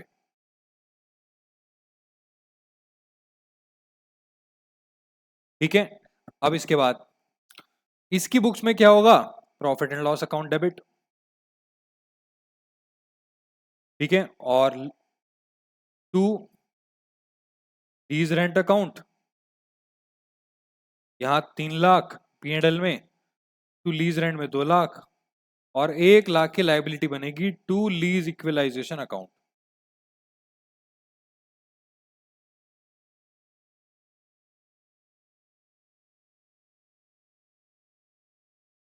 ये थी आपकी सेकेंड ईयर की एंट्री। यहां पे भाई जो भी इस अकाउंट में बैलेंस आएगा वो अब अगले साल से रिवर्स होना स्टार्ट हो जाएगा। इस साल से तो नहीं होगा थर्ड ईयर से, क्योंकि इसमें 3 लाख आपको पेमेंट मिलनी है और 3 लाख ही पीएनएल में जाना है। अगले साल से रिवर्स हो जाएगा,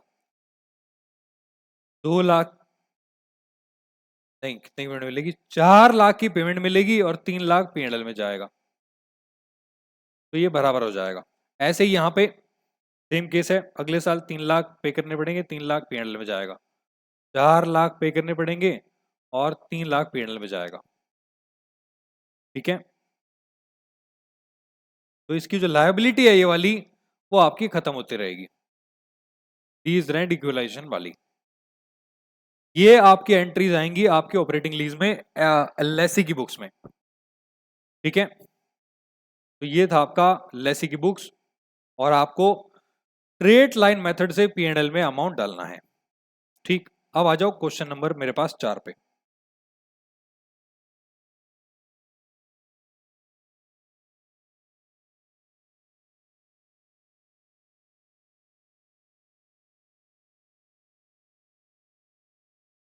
यस, क्वेश्चन नंबर 4।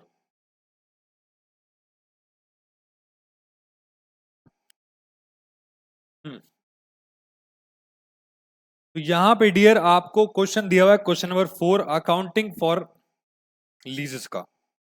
ठीक है, देखो एक बार क्वेश्चन नंबर 4 पढ़ लेते हैं क्या दिया हुआ, ये भी सिंपल क्वेश्चन है, और क्वेश्चन में देखते हैं आपको क्या दिया है। Arun limited has taken equipment for operating, हमने कर लिया क्या, कर लिया शायद। अच्छा ऐसा क्वेश्चन कर लिया हमने, हाँ कर लिया शायद, कोई बात नहीं फिर भी पढ़ लेते हैं एक बार। अरुण लिमिटेड ने इक्विपमेंट लिया ऑपरेटिंग लीज पे, और आपको दिया हुआ है क्वेश्चन में आपका for the coming 5 years as per the agreement with the lessor it will not make any payment for lease rentals for first 2 years। देखो सपोज करो 5 साल का लीज एग्रीमेंट है, ठीक है, ये आपके 5 साल है। वो कह रहा है पहले 2 साल कुछ पे नहीं करना, ठीक है, एंड विल हैव टू पे 21 lakh in each of the following 3 years। तो वो कह रहा है अगले 3 साल में आपको 21 लाख 21 लाख 21 लाख, यानी कि टोटल आपको 63 lakhs पे करने हैं, ठीक है। Advice Arun limited on accounting for lease rentals in this case. मैंने आपको बताया था भले ही आप पेमेंट कैसे भी करो, भले ही आप पेमेंट कैसे भी करो, आप उसको जो अब राइट ऑफ करोगे पीएनएल से तो वो स्ट्रेट लाइन बेसिस पे होगा। आप भले ही 3 साल तक पेमेंट करो, लेकिन जब पीएनएल से राइट ऑफ करोगे तो इसको ईयर से डिवाइड कर देना, जितने भी ईयर्स आपके बनते हैं, ठीक है। तो यहां पे मैं 5 साल से इसको डिवाइड कर दूंगा, और 63 को 5 से डिवाइड करते हैं, देखते हैं क्या आता है। 12,60,000 हर साल 12,60,000 पीएनएल में राइट ऑफ होगा। बस ऐसे ही इसकी अकाउंटिंग आपको करनी है, ठीक है, लेसर की बुक्स में भी लेसी की बुक्स में भी। तो ये बात एक बार पढ़ लेना, सॉल्यूशन में आपको दिया हुआ है, ठीक है, इसको रीड कर लेना। सेम क्वेश्चन है, क्वेश्चन नंबर 5 पे आ जाओ। लो यहां से शुरू होती है आपकी कैलकुलेशन। बस अब मेरे साथ आ जाओ आपके अगले टॉपिक पे, ठीक है, अब मेरे पास आ जाओ आपके अगले टॉपिक पे। अगला टॉपिक डियर लिखो मेरे साथ, कहां गया कहां गया, हाँ ये रहा। मैंने आपको स्ट्रेट लाइन बेसिस लिखवाया था ना, ये रहा। अब यहां पे मेरे साथ अगला हेडिंग डाल लो, अगला हेडिंग डियर, अगला हेडिंग है exception to SLM basis. Exception to SLM basis. आपके मॉड्यूल में इसको लेके कोई भी क्वेश्चन नहीं है, लेकिन टॉपिक है। तो अगर क्वेश्चन आया तो कैसे आ सकता है वो मैं आपको बता रहा हूं, ठीक है। एक ही एग्जांपल कराऊंगा, एग्जाम आपके मॉड्यूल में नहीं दे रखा है, जबकि मेरी क्लास में इसके क्वेश्चंस होते हैं। तो मैक्सिमम पॉसिबिलिटीज रेगुलर क्लास में डियर कवर हो जाती हैं, फिर भी मैं आपको यहां पे करा रहा हूं, ठीक है। यस, तो एक एग्जांपल लेते हैं। मान लो आपको दिया हुआ है ऑपरेटिंग लीज, गिवन है, ठीक है, और आपको दिया हुआ है कि लीज रेंट पहले साल का 25,000, लीज रेंट दूसरे साल का 30,000, और लीज रेंट तीसरे साल का आपका मान लो 20,000 रुपए, ठीक है। आपने क्या किया इन ईयर्स में, ये ईयर्स दिए हुए आपको, आपने यूनिट्स प्रोड्यूस करी, यूनिट्स प्रोड्यूस्ड, आपको प्रोडक्शन दे रखा है। पहले साल में मान लो 1,00,000 यूनिट्स, दूसरे साल में मान लो 1,50,000 यूनिट्स, तीसरे साल में 2,50,000 यूनिट्स। जब भी आपको क्वेश्चन में यूनिट्स या फिर आउटपुट दिया हो, वो एक रीजनेबल बेसिस होता है, रीजनेबल बेसिस होता है आपके पीएनएल में अमाउंट को डालने के लिए। मैं बताता हूं डियर, पीएनएल में अमाउंट अक्रूवल बेसिस पे जाता है, जितना कंज्यूम कर लिया उतना ही तो जाएगा लीज रेंट। तो यहां पे आपको कंजम्पशन दे रखी है प्रोडक्शन की फॉर्म में। अब आपको क्या करना है, इस तीनों को प्लस करके 3 से डिवाइड मत करना, अब आपको क्या करना है, यूनिट्स के बेस पे आपको पीएनएल में इसका अमाउंट डालना है। कैसे आएगा मैं आपको बता देता हूं। देखो सॉल्यूशन, सॉल्यूशन सबसे पहले calculation of rent to be transfer to profit and loss account. Profit and loss account ये आपको दिया हुआ है ईयर, पहला साल, दूसरा साल, तीसरा साल। इधर आ गई आपकी यूनिट्स प्रोड्यूस्ड, ठीक है, 1 लाख यूनिट्स, 1.5 लाख यूनिट्स और आपकी 2.5 लाख यूनिट्स। यहां दिया हुआ है आपको रेशियो। रेशियो निकालने के लिए आपको यूनिट्स का यूज करना है। रेशियो निकालने के लिए आपको यूनिट्स का यूज करना है। एक काम करो, यहां पे इसको 5 से डिवाइड कर दो। जैसे जीरो आप कैंसिल करोगे सारी तो ये बचेगा 100, 150, 250। तो आप 5 से काटोगे तो ये बचेगा आपका, या 50 से काटोगे 500 से तो ये हो जाएगा आपका 5 2 जा 10, 5 3 जा 15, 5 5 जा 25। ये रेशियो आ गया डियर। इस रेशियो को टोटल कर दो, 10 आ गया। अब इस रेशियो में क्या करो, ये जो आपका टोटल लीज रेंट है, टोटल लीज रेंट कितना है, 25, 30, 55 और 20, 75। टोटल लीज रेंट आपका 75,000 है। सॉरी। इस लीज रेंट को आपको इस रीजनेबल बेसिस पे बांट देना है, यानी कि 2/10। तो ये हो जाएगा 15,000। 3/10 से मल्टीप्लाई करोगे 22,500 और 5/10 से मल्टीप्लाई करोगे तो 37,500। ये आपका लीज रेंट की एलोकेशन हो जाएगी पीएनएल में, rent allocation profit and loss में। तो ये आपका एक एक्सेप्शन होता है जब आपको एसएलएम मेथड फॉलो नहीं करना, ठीक है। ये मॉड्यूल में दिया हुआ है, क्वेश्चन नहीं दिया। और मॉड्यूल बहुत बार ऐसा करता है, आपका इंस्टीट्यूट एग्जाम में क्वेश्चन डाल देता है, जबकि मॉड्यूल में एक भी क्वेश्चन नहीं दिया होता। बच्चा कहता हवा पता नहीं कहां से आया, और फैकल्टी वो टॉपिक पढ़ाते नहीं है। तो ये एक्सेप्शन है, बस एक लाइन में देके खत्म कर रखा है मैंने आपको, फिर भी इसका एग्जाम्पल करा दिया। एग्जाम में इसके क्वेश्चन भी होते हैं डियर, वो रेगुलर क्लास में इसके क्वेश्चन भी कराए जाते हैं, ठीक है। तो आप इसका स्क्रीनशॉट यहां से ले सकते हो। मैं इसको जूम आउट कर देता हूं थोड़ा सा, ताकि आप पूरा स्क्रीनशॉट यहां से ले पाओ। राइट, यस, डन है डियर। तो यहां पे टॉपिक खत्म होता है आपका concept number 2, accounting for operating lease. अब शुरू होता है यहां पे आपका अकाउंटिंग फॉर फाइनेंस लीज। तो यहां पे मेरे साथ हेडिंग डाल दो, कॉन्सेप्ट नंबर 3,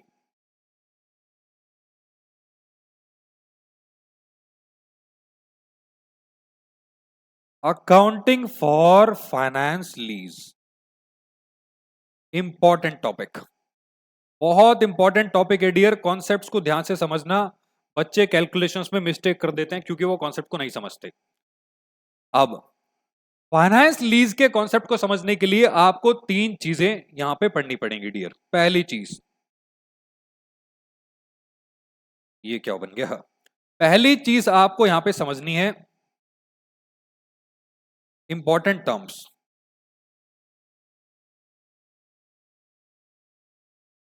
आपको कुछ टर्म्स का मीनिंग मैं यहां पे बताऊंगा, ठीक है। दूसरी चीज जो आपको यहां पे सीखनी है डियर, वो है आपका बुक्स ऑफ लेसी, और उसके बाद हम सीखेंगे आपका बुक्स ऑफ लेसर।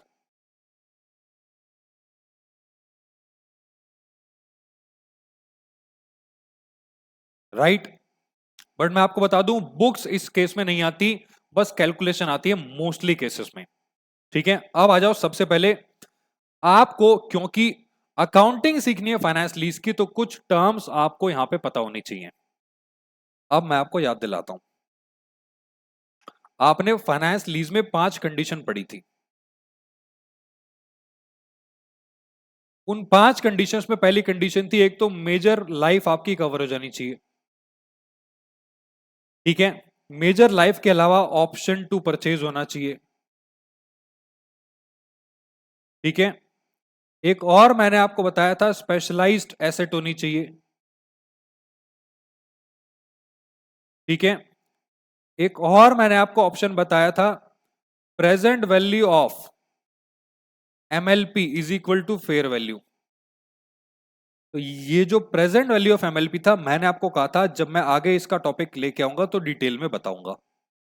अब वो टाइम आ चुका है डिटेल में इसको बताने का। तो देखो टर्म्स के अंदर आपको सबसे पहले क्या सीखना है डियर, यहां पे हेडिंग डाल दो इंपॉर्टेंट टर्म्स। सबसे पहली टर्म जो आपको सीखनी है डियर वो है आपका एमएलपी। एमएलपी का मतलब होता है मिनिमम लीज पेमेंट्स,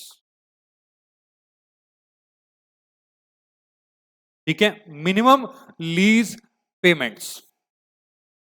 तो यहां पे डियर जो मिनिमम लीज पेमेंट होती है इसका फॉर्मूला होता है आपका lease rent plus guaranteed residual value.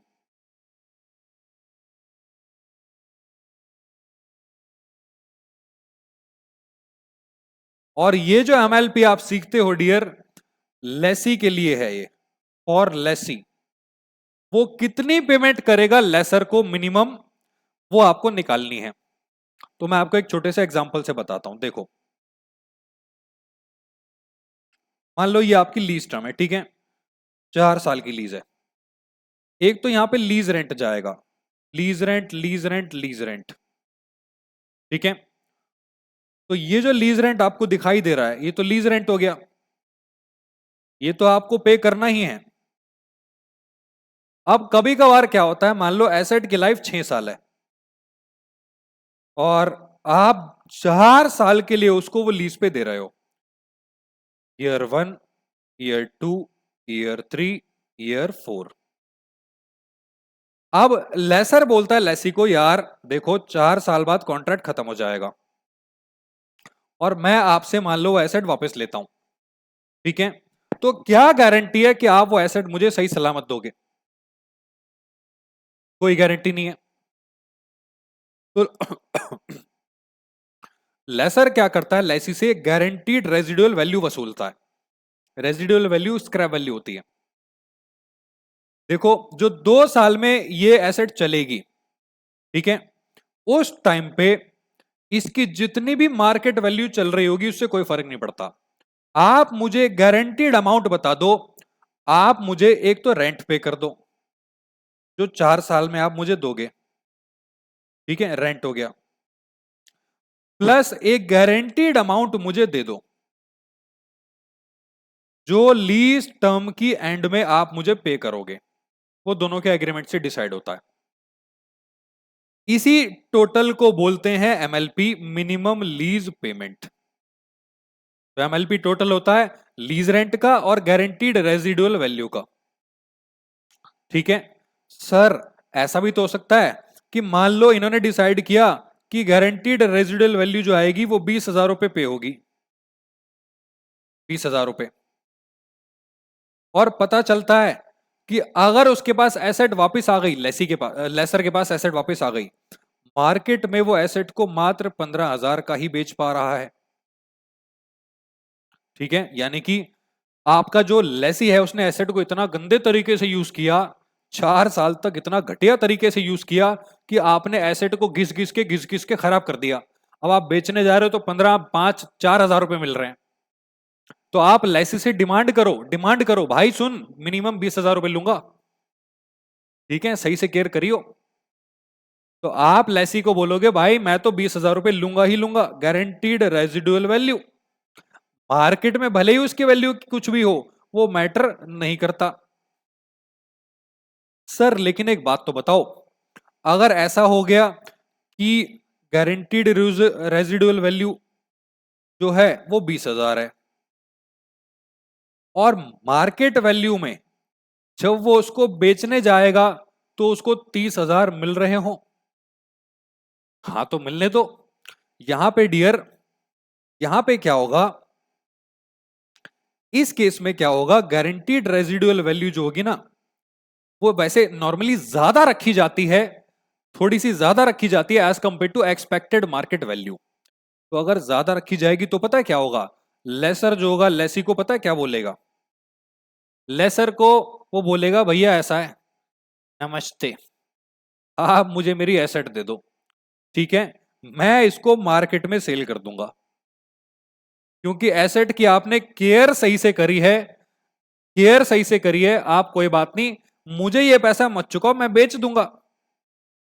Laser अपना नुकसान नहीं कराएगा, वो मिनिमम पेमेंट आपसे लेगा गारंटीड रेजिडुअल वैल्यू, नहीं लेगा तो मार्केट में ज्यादा में बिकनी चाहिए, तब जाके वो उसको बोल सकता है कि आप मत दो, ठीक है, बट उससे कोई फर्क नहीं पड़ता, लीज पीरियड के एंड में आपको अभी एमएलपी निकालनी सीखनी है। आई होप आपको मिनिमम गारंटीड रेजिडुअल वैल्यू का कॉन्सेप्ट समझ में आ गया होगा। जो गारंटी आप लेते हो लेसी से, लेसी गारंटी देता है कि मैं आपको ये पेमेंट तो करूंगा ही करूंगा, एक तो रेंट और साथ में गारंटीड रेजिडुअल वैल्यू, ये मिनिमम लीज पेमेंट होती है डियर, ठीक, यस सर। अब आ जाओ आपके लेसर के पॉइंट ऑफ व्यू से, ठीक है, लेसर के पॉइंट ऑफ व्यू से देखो, ये तो थी लेसी के लिए, लेसर के लिए क्या, लेसर के लिए जब आप मिनिमम लीज पेमेंट निकालते हो एमएलपी, तो यहां पे फॉर्मूला बनता है लीज रेंट, और मजे की बात, लेसर के लिए उसको एमएलपी नहीं बोला जाता, लेसर के लिए एमएलपी को बोला जाता है ग्रॉस इन्वेस्टमेंट, क्रॉस इन्वेस्टमेंट, यानी कि जितना भी आपको पैसे का इनफ्लो हो रहा है, यार आप खुद बात को समझो, पेमेंट थोड़ी कर रहा है लेसर, लेसर तो पेमेंट ले रहा है, तो उसका इन्वेस्टमेंट कितना हो रहा है एसेट में, जो वो रिटर्न में लेगा लीज रेंट की फॉर्म में, इसी को बोलते हैं आपका ग्रॉस इन्वेस्टमेंट। लेसी के पॉइंट ऑफ व्यू से बोलोगे तो उसको बोलेंगे मिनिमम लीज पेमेंट, लेसर के पॉइंट ऑफ व्यू से बोलेंगे ग्रॉस इन्वेस्टमेंट। तो इसके अंदर आएगा पहला पार्ट आपका लीज रेंट, और दूसरा यहां पे आएगा डियर दो चीजें, गारंटीड रेजिडुअल वैल्यू, ये तो आएगी ही आएगी, साथ में आएगी unguaranteed residual value, unguaranteed residual value. Sir ये क्या है, बताता हूं डियर, ऊपर मैंने आपको बताया था जब मार्केट वैल्यू ज्यादा होती है तो गारंटीड रेजिडुअल 20,000 है, मार्केट वैल्यू 30 है, जो अनगारंटीड रेजिडुअल वैल्यू हो जाएगी ना, वो यहां पे 10,000 हो जाएगी। तो सिंपल लैंग्वेज में आपको लीज रेंट में प्लस करना है टोटल रेजिडुअल वैल्यू, यानी कि गारंटीड भी और अनगारंटीड भी, ठीक है, क्योंकि लेसर अपना नुकसान नहीं करवाएगा। हां, अगर अनगारंटीड ना हुई, भाई अनगारंटीड तभी तो ली जाएगी अगर हुई, इफ एनी। अब मान लो लेसी आपको बोल रहा है ले लो 20,000 रुपए, आप एसेट को बेचने जा रहे हो, एसेट को बेच के आपको पैसा ही नहीं मिल रहा, तो ये तो जीरो है, एसेट को बेच के पैसा मिले, ज्यादा मिले, तो अनगारंटीड रेजिडुअल वैल्यू निकलेगी। अगर ये इसके इक्वल होगा 20,000, तो अनगारंटीड कहां से आएगी, नहीं होगी डियर। तो यहां पे आपको करना जीआरवी ही प्लस है, लेकिन अगर आपका अनगारंटीड वैल्यू दी हो तो वो भी आपको ऐड कर देनी है, लेसर के पॉइंट ऑफ व्यू से बता रहा हूं, ठीक है, यस सर। उसके लिए तो पेमेंट है, उसको बस गारंटीड पे करनी है, lease rent plus guaranteed residual value, उसको अनगारंटीड थोड़ी पे करनी है, जो उसने गारंटी नहीं दी वो क्यों पे करेगा, लेकिन इसको तो पैसा चाहिए, ये तो ये भी वसूलेगा और चाहेगा मार्केट में भी बिक जाए और पैसा आ जाए, ठीक है। तो यहां पे लीज रेंट प्लस गारंटीड और प्लस अनगारंटीड निकल के आएगा ग्रॉस इन्वेस्टमेंट्स, ठीक। तो यहां पे एक वैसे तो मैं एग्जांपल ऊपर ऑलरेडी दे चुका हूं, इसी को आप रेफर कर लेना, ठीक, हाँ सर। अब आ जाओ अगले कॉन्सेप्ट पे, तीसरी टर्म जो आपको सीखनी है, तीसरी टर्म, उससे पहले ना डियर मैं एक चीज आपको बताना चाहता हूं, when unguaranteed residual value is there.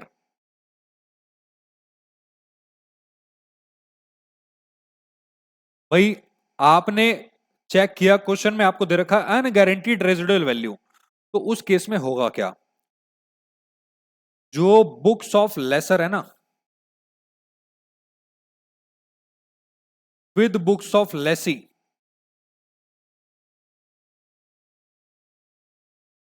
वो रिकंसाइल नहीं होंगी, विल नॉट रिकंसाइल, मैच नहीं होंगी।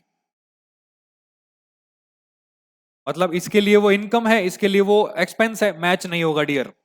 रीजन बता रहा हूं। इसमें आपने ग्रॉस इन्वेस्टमेंट कैसे निकाला? इसमें आपने ग्रॉस इन्वेस्टमेंट निकाला lease rent plus guaranteed residual value plus unguaranteed residual value. यहां पे आपने एमएलपी कैसे निकाली? Lease rent plus guaranteed residual value. तो आपके पास इस अमाउंट का डिफरेंस आ जाएगा, जिसकी वजह से बुक्स रिकंसाइल नहीं होंगी। ये बात आपको ध्यान रखनी है, कॉन्सेप्ट कंसेप्चुअल पॉइंट था, ध्यान रखना इसको, डिटेल्ड। ठीक है, यस सर। अब आ जाओ मेरे साथ आपके अगले टर्म पे, विच इज आपका कौन सी टर्म करा दी? Gross investments. तो तीसरी टर्म लिखो अगेन, ग्रॉस इन्वेस्टमेंट्स।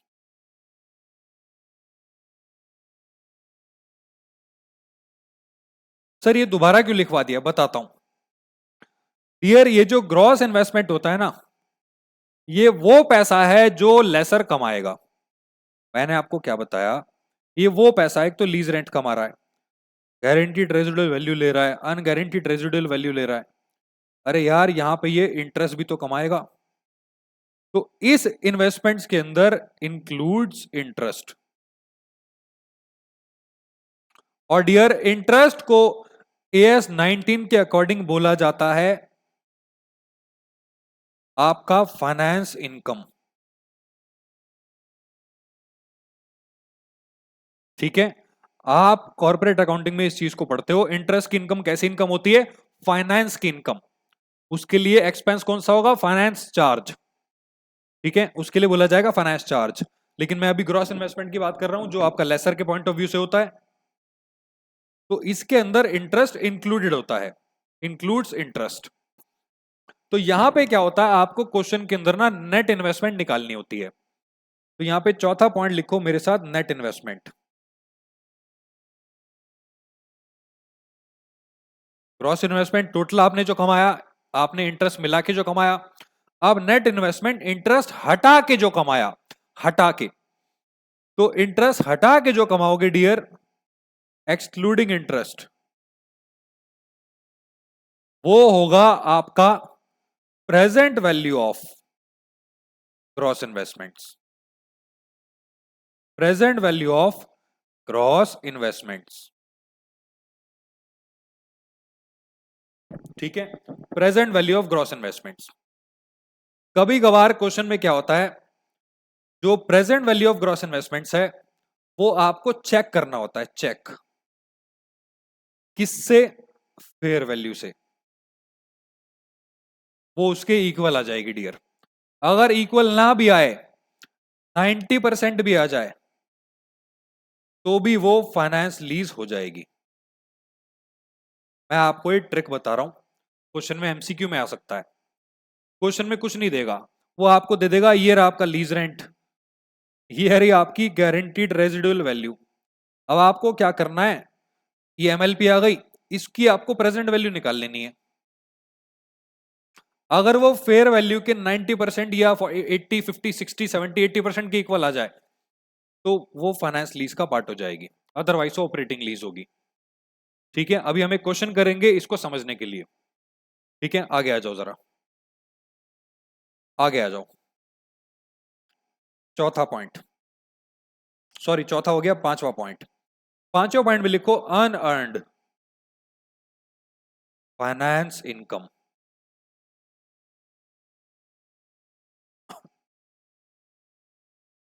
देखो, मैंने आपको बताया था जो आपकी ग्रॉस इन्वेस्टमेंट है वो आपकी फ्यूचर की इनकम है। वो ग्रॉस इन्वेस्टमेंट क्या है? आपकी टोटल इनकम है लीज पीरियड की इनकम। लीज पीरियड में जो आप अर्न करने वाले हो, including interest. Including interest. Net investment क्या है? जो भी आपकी ग्रॉस इन्वेस्टमेंट है, जो भी आपकी ग्रॉस इन्वेस्टमेंट है इंक्लूडिंग गारंटीड रेजिडुअल वैल्यू, इन सब की प्रेजेंट वैल्यू है आपकी नेट इन्वेस्टमेंट। ठीक है? तो यहां पे डियर अगर मैं इन दोनों के बीच का डिफरेंस निकाल दूं तो वही तो इंटरेस्ट है यार।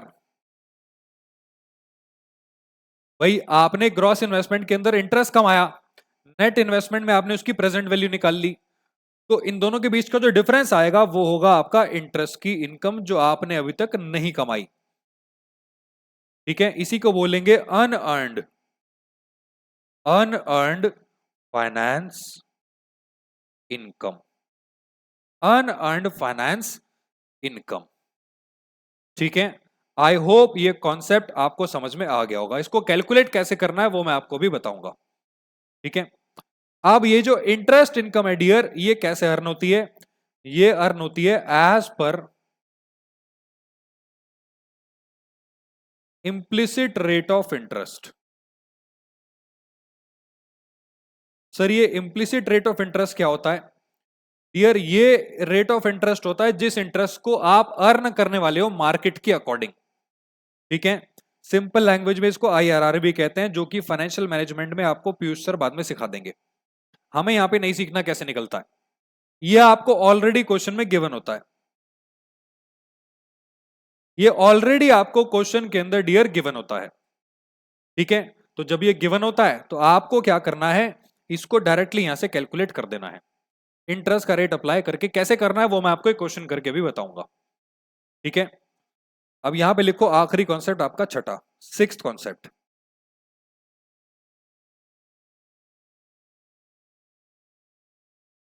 Implicit rate of interest. इसको हम इंटरनल रेट ऑफ रिटर्न भी कहते हैं।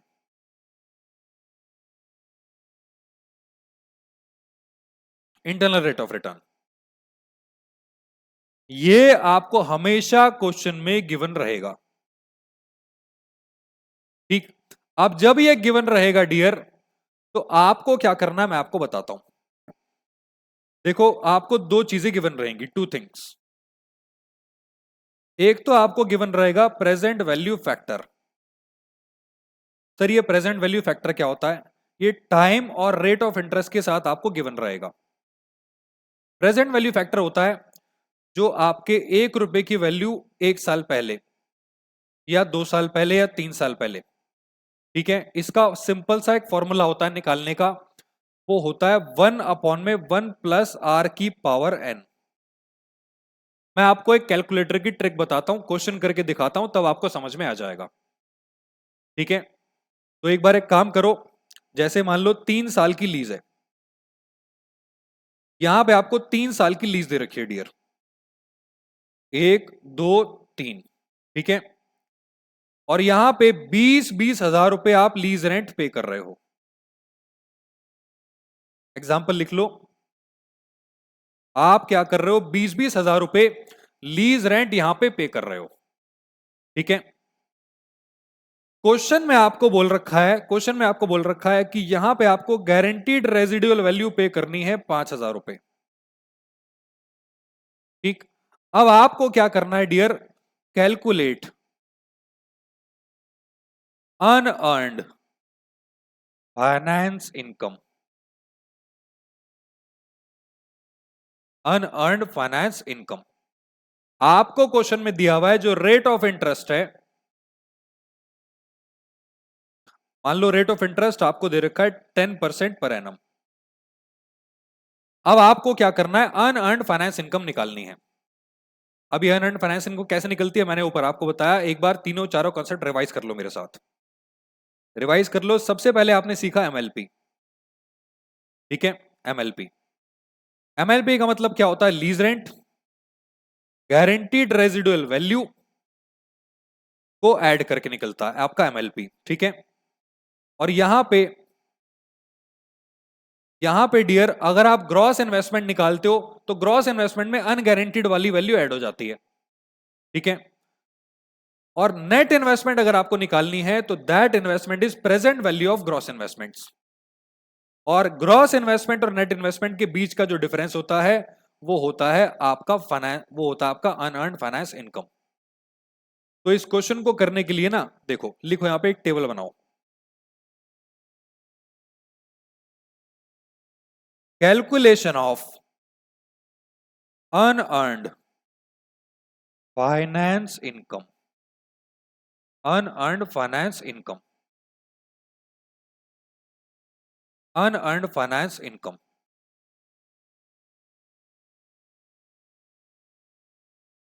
इस टेबल में लिखो ईयर्स, ईयर 1 2 3, ठीक है। यहां पे लिखो आपका लीज रेंट, लीज रेंट आप हर साल जो पे कर रहे हो दैट इज 20 और आखिरी में गारंटीड रेजिडुअल वैल्यू 5000 जो तीसरे साल के एंड में आपको पे करनी है। तो यहां पे क्या किया जाएगा डियर, यहां लिया जाएगा 20,000 बट यहां लेंगे 25 इंक्लूडिंग GRV, क्योंकि तीसरे साल में आपको गारंटीड रेजिडुअल वैल्यू भी रिसीव करनी है, लेसर को रिसीव करनी है, लेसी को पे करनी है, ठीक है। Yes sir. यहां लिखो प्रेजेंट वैल्यू फैक्टर। मैंने आपको कहा था प्रेजेंट वैल्यू फैक्टर कैसे निकलता है, एक तो टाइम से और रेट ऑफ इंटरेस्ट से। टाइम कितना आपके पास 3 साल, रेट ऑफ इंटरेस्ट कितना है 10%। तो डियर आपको क्या करना है, 1 रुपए की वैल्यू निकालनी है आपके, देखो ये 3 साल है, आप पेमेंट करोगे हर साल के एंड में, हर साल के एंड में, हर साल के एंड में, लेकिन आपको चाहिए प्रेजेंट वैल्यू। तो ये चेक करो पहले साल 1 रुपए की वैल्यू एक साल पहले कितनी थी डियर, एक साल पहले 1 रुपए की वैल्यू एज कंपेयर टू 1 रुपया कम रही होगी। इसका फॉर्मूला होता है, मैंने ऊपर आपको लिखवाया, 1 + r की पावर n। यहां 1 + r कैसे आ रहा है मैं बताता हूं आपको। 1/1 + r का मतलब है rate of interest, rate of interest कितना है 10/100। तो डियर 10/100 को आप 0.1 भी लिख सकते हो। मैं अगेन आपको बता रहा हूं फाइनेंशियल मैनेजमेंट के कॉन्सेप्ट्स आपको पीयूष सर क्लियर करेंगे। अगर आप डिटेल चाहते हो तो वो मेरी रेगुलर क्लास के अंदर अलग से उसकी एक क्लास है, ठीक है। अभी आप थोड़ा सा शॉर्टकट में यहां पे देख लो, रेट ऑफ इंटरेस्ट है 10%, आर हो गया 0.1, तो 1 + 0.1 की पावर पहले साल में आपको 1 लिखना है, दूसरे साल में 2, तीसरे साल में 3। कैलकुलेटर पे लिखो 1/1.1, 1/1.1, इसको आप इक्वल टू करोगे तो निकल के आएगा 0.909, ठीक है 909। इसको दोबारा इक्वल टू दबाओगे, आपको दोबारा फॉर्मूला नहीं लगाना, बस इक्वल टू दबाते चलना है। दोबारा इक्वल टू दबाओगे तो आ जाएगा 0.826, फिर से इक्वल टू दबाओगे तो 0.751,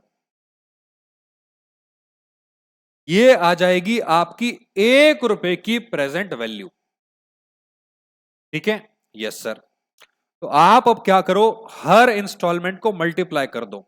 ये पहला 20,000 जब आप पे करोगे तो इसकी प्रेजेंट वैल्यू यहां पे आ जाएगी मल्टीप्लाई करके, 20,000 इंटू 0.909, 18,180, 20,000 इंटू 0.826, 16,520, 25,000 इंटू 0.751, यह आ गया 18,775।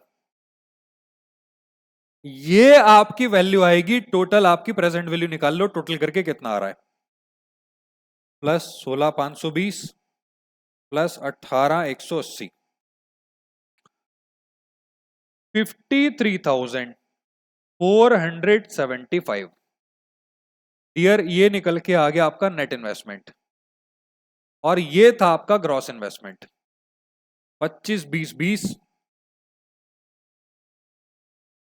65,000। अब इन दोनों के बीच का जो डिफरेंस होगा दैट विल बी आपका अनअर्न्ड फाइनेंस इनकम। ठीक है, तो ये था आपका अनअर्न्ड फाइनेंस इनकम। एक बार मैं यहां पे लिख देता हूं, unearned finance income is equal to gross investment minus आपका नेट इन्वेस्टमेंट। 65,000 माइनस आपका 53,475 इज इक्वल टू, ये निकल के आ रहा है आपका, डिफरेंस निकाल लो कितना आ रहा है, 65,000 माइनस में 53,475, 11,525। ये वो इनकम है जो अभी आपने नहीं कमाई है साल की स्टार्टिंग में, ये पूरे साल आप कमाओगे। ठीक है, अब इसी इनकम को ईयरली बेसिस पे आपको P&L में कैसे डालना होता है वो अकाउंटिंग के अंदर आपको बताया जाएगा। ठीक है, एक बार आप इसका स्क्रीनशॉट्स ले सकते हो या इसको नोट कर सकते हो, वीडियो पॉज करके, जैसे आपका मन करे।